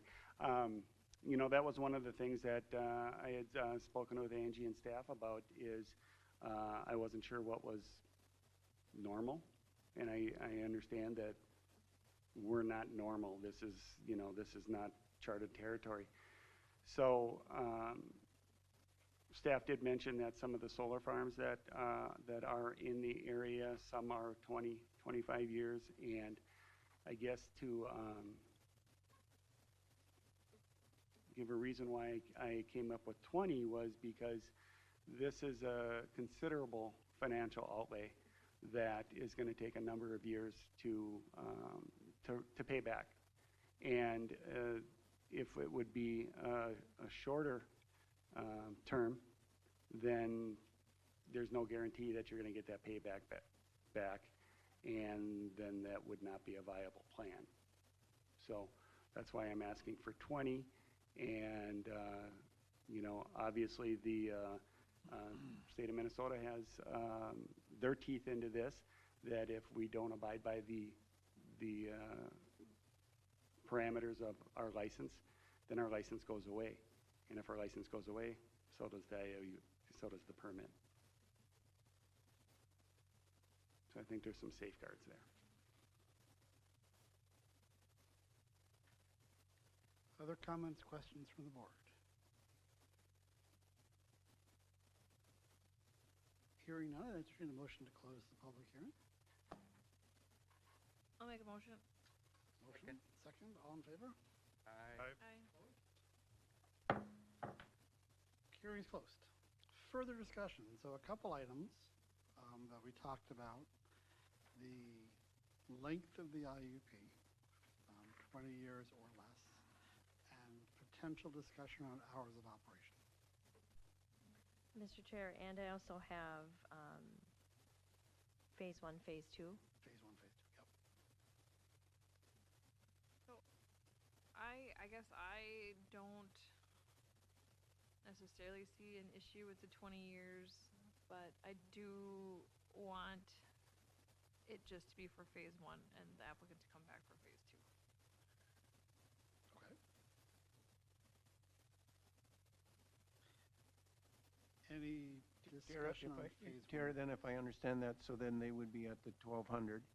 And basically, within 2 years, if they would want to come back and go with an expansion, which it would allow them to go as far as 5,000, then we would just come back and they would renew a interim use permit. Yeah. Okay.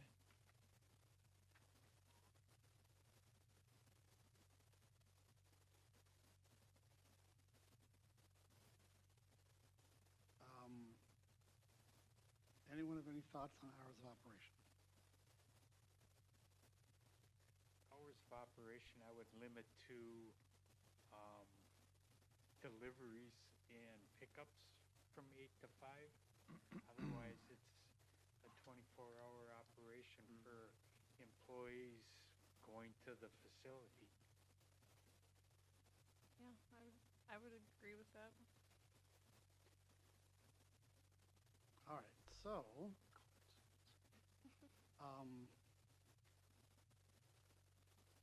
we have the 20-year IUP. Phase 1 would be what we're approving. And then hours, delivery and pickup hours of operation from 8 to 5. But other aspects of the operation would be 24 hours. I would entertain a motion. Mr. Chair, before we move that forward, like Mr. Blankish had, Commissioner Blankish had said at the last one, you know, we have August 12th, is 2045. Should we just put that to the end of the year? Does that make sense? It would make sense to me to end it at the end of the year. Okay. And Mr. Chair, also note there's other two criteria on which the permit could terminate. It would be revocation of the state license or discontinuation for more than 12 consecutive months. Okay. Yep. All right, so we have December 31st, 2045, 20 years, transportation hours from 8 to 5, and then phase 1. Do we want to have staff reread that, or are we? It's clear. I would entertain a motion either in favor or against the recommended actions. Yeah, Mr. Chair, we need to do findings yet. No, we don't. Yes, we do. It's very, I was going We so got caught up well. with that last time. We were so close, Rich. Yep. Is the proposal consistent with the zoning ordinance? Why or why not? Mr. Chair, it appears that it is consistent with the current land use and zoning ordinance number 439, sections 4.18, 6.13, and 9.3.6B. Thank you. Does the proposal conform to the comprehensive plan of the county? Please list applicable sections for or against. Mr. Chair, I would say that it does not. I'm looking specifically under business goals, rural business policies. Rural businesses should not alter the rural character of the neighborhood and should not create negative impacts on the public health, safety, and general welfare of adjacent property owners. Item 4, rural businesses and agricultural areas must embrace the comprehensive plan's future land use factors to minimize conflicts between adjacent land uses and natural resources. And then lastly, there was a, where was that? Bear with me one second. It had to do with commercial, under major transportation corridor policies, commercial uses should be oriented principally around key intersections and commercial nodes. And this site does not. So in my opinion, this application does not comply with our comp plan. Other comments? Mr. Chair, I would say that it has a couple of goals that it does fit under.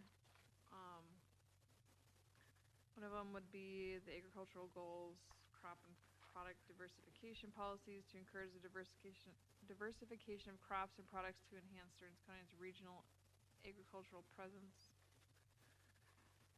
And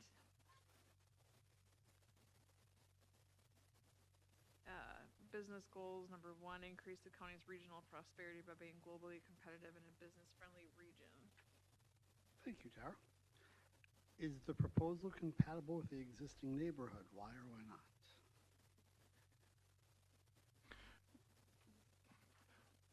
Well, Mr. Chair, for reasons that I stated previously in light of the comp plan,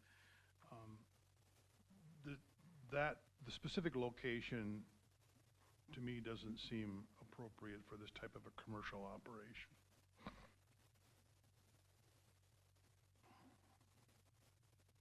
Thank you.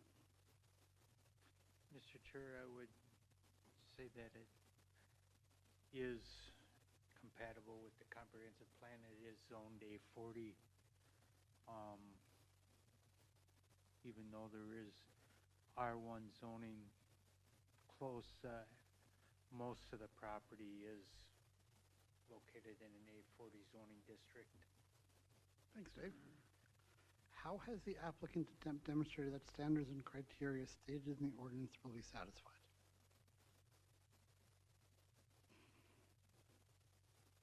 Mr. Chair, I believe they have provided as much information as been requested through the county ordinance and performance standards. They've provided plans and enough information to meet the criteria. Great. Are there any other issues pertinent to this matter that might apply? Township responded with feedback and input on their position. First application for the county. It's legal in the state, so. Others? I think it's worth noting that we don't know yet what the factors might be that we would have to have future discussions about, but I'm hoping that by putting some conditions in the interim use permit as far as expansion and future growth will help us all learn. Mr. Chair, I agree with you. That this is not necessarily setting the standard we're going to be using, but it's getting us somewhere where we're going to start. And it doesn't necessarily mean that, yeah, this is where, it'll always be 20 years and it'll be this small, but we've got to start somewhere, so, yeah. Mr. Chair, there was some concerns in regards to environmental issues with the water supply and then air quality. And the applicants are going to put state-of-the-art air infiltration units in, but still there may be some kind of smell coming from it. Thanks, Rich. Yep. Other items? All right, hearing none, I will now entertain a motion with the recommended conditions. So modify 1A to be December 31st of 2045. This will be a 20-year IUP. Transportation and delivery hours are limited to 8 a.m. to 5 p.m., but other operations can be 24 hours. And there was one more. Phase 1. Phase 1. Yeah. Phase 1 of the operation. I would entertain a motion to those for or against with those conditions.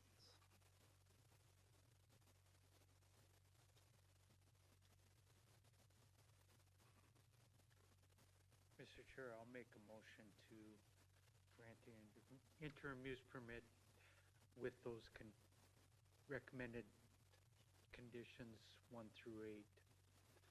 Thank you. Alterations to the conditions. Thank you, Dave. Do I have a second? Mr. Chair, I'll second that. Thank you, Rich. We have a motion and a second. All in favor, say aye. Aye. Opposed? Roll call vote, please. So, David Bentrude. Opposed? Dave Nafla. Yes. Rich. Yes. Tara. Yes. 3 to 1, right? Yep. All right, so motion passes. This will go before the county board August 12th, right? Correct. So thank you for your time. And commission. Agenda item number 5, we have 2025 mining reclamation financial guarantee. Yes, Mr. Chair, Commissioners, in 2020, we had brought forward a proposal for you to consider to increase the reclamation cost per acre for mining operations. And it did change from that time to 1,000 to, it went from 1,000 to 3,500. At the time, Stearns County Highway Department in 2020 recommended 5,000, but the Planning Commission and the board ended on 3,500. That's where we've been since then. And now we asked another review from the county engineer, which is enclosed in your packet, and they are suggesting that it could cost as much as 6,500 based on, and they use current equipment costs and should be seating costs were used. So we're bringing this up because our department is doing a triennial fee review, and so we're just looking at fees and financial guarantees and amounts and what's right and what's not right.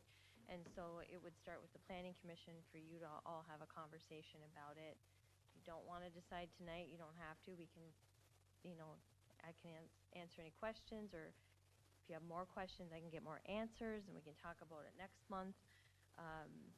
But it is being asked for you to at least have a consideration. Angie, can we just get some comparisons from other counties? Let's vote on it.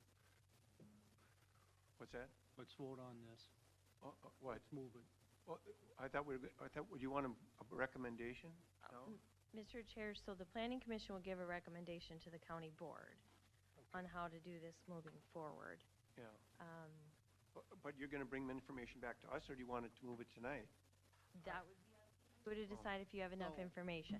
Rich has moved on it, Okay. and you've moved to raise the rate to the $5,000 per acre. I'd go 6,500. You know, just recently, $250 an hour for a grader operator. That's not the grader, just the operator. So when you start looking at reclamation, what it's going to cost to do that. So, We should not be timid so the in motion regards is to. 6,500 per acre? That's what I think it should All right, be. so we have a motion on the table for $6,500 per acre. Do I hear a second for that motion? I'll second. We have a second. All in favor? Aye. Can we discuss or no? Oh, discussion, sorry. What time is it? Is, okay, I had a question. I mean, is it, in light of our earlier discussion, would I be out of order to ask a question related to this for that project? Mr. Chair, Member Bentry, I think that's fine. Okay. I'll let you know if it's not. Okay. So from what I heard tonight, that someday that's going to be reclaimed for agriculture, and I'm like, that is a really deep hole. To reclaim that pit, maybe it's just one, maybe it's not a good, maybe it's kind of an anomaly situation, but that's going to take a lot, I think. And I don't know, I have no idea what it would cost. I have no idea if 6,500 would it be adequate for a site like that? And so I'm hard pressed to, or I guess I'm reluctant to vote on it without a little more information. Mr. Chair? Maybe a lot more information. But Dave, you know, one of the things is it doesn't have to go necessarily back to ag to be planted. You could create a wildlife habitat. So you could produce ponding and vegetation and put it into something natural. Okay. So, I heard agriculture, and Okay, that's right. right. Because the point is that they just can't abandon it and leave it a mess. Right, yeah, I understand, but I know, again, and I don't know, I'm not an excavator, but I just think reclaiming that for farmland or for something else is gonna be major expense. Oh, yeah. And I don't know if 6,500 per acre is adequate. And Mr. Chair, this number isn't in the ordinance, so this isn't an ordinance requirement. So for example, if a pit comes to you in the future and you're curious about that because they say it's farmland and you're like, how is that ever gonna be farmland again? You can ask those questions and ask for a better plan, and you could ask for a pit reclamation cost and have them be very detailed about that, and then we could have our highway engineer look at that and see if it's on point or not. And if it isn't, you can ask for more per acre on that pit. So this isn't like every single, it may be every single pit you ever see if that's all you ever do. But it's raising the bar by $3,000 when it probably should have went up to, or could have went up to 5,000 in 2020. So, Mr. Chair, do you think, Angie, that it matters what type of pit it is? So for example, somebody that's reclaiming asphalt, there's a greater risk of them abandoning it and having an environment impact. If it's somebody that's just hauling out gravel or sand, that's a different situation. we do have a financial guarantee requirement for asphalt plants as well. I think it's 5,000. Okay. And if Jody Tyke was here, our county engineer, she would say recycled asphalt piles are actually worth a lot of money. Yeah. They don't get left behind as they used to, maybe 20, 30, 50 years ago. Yeah. But How we about do get, concrete with rebar? That can be ugly stuff. and that would be more often going into a pit like, into some of these pits and an asphalt plant to end up getting mixed, Yeah. and screened. So this is just a consideration. Like I said, it came up, And every pit's different. right. So we're not necessarily locked into that. Correct. We could, if there's a situation or exception, Mhm. it could go higher. Yes. All right, so we have a motion for 6,500. We have a second. Further discussion? All in favor, aye? Aye. Opposed? Recommended motion to the board. This will go before the board August 12th. Minutes. I entertain a motion to approve the minutes.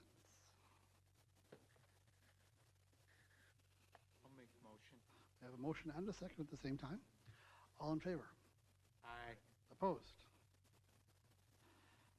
Motion passes. I will make an executive decision to adjourn the commission meeting.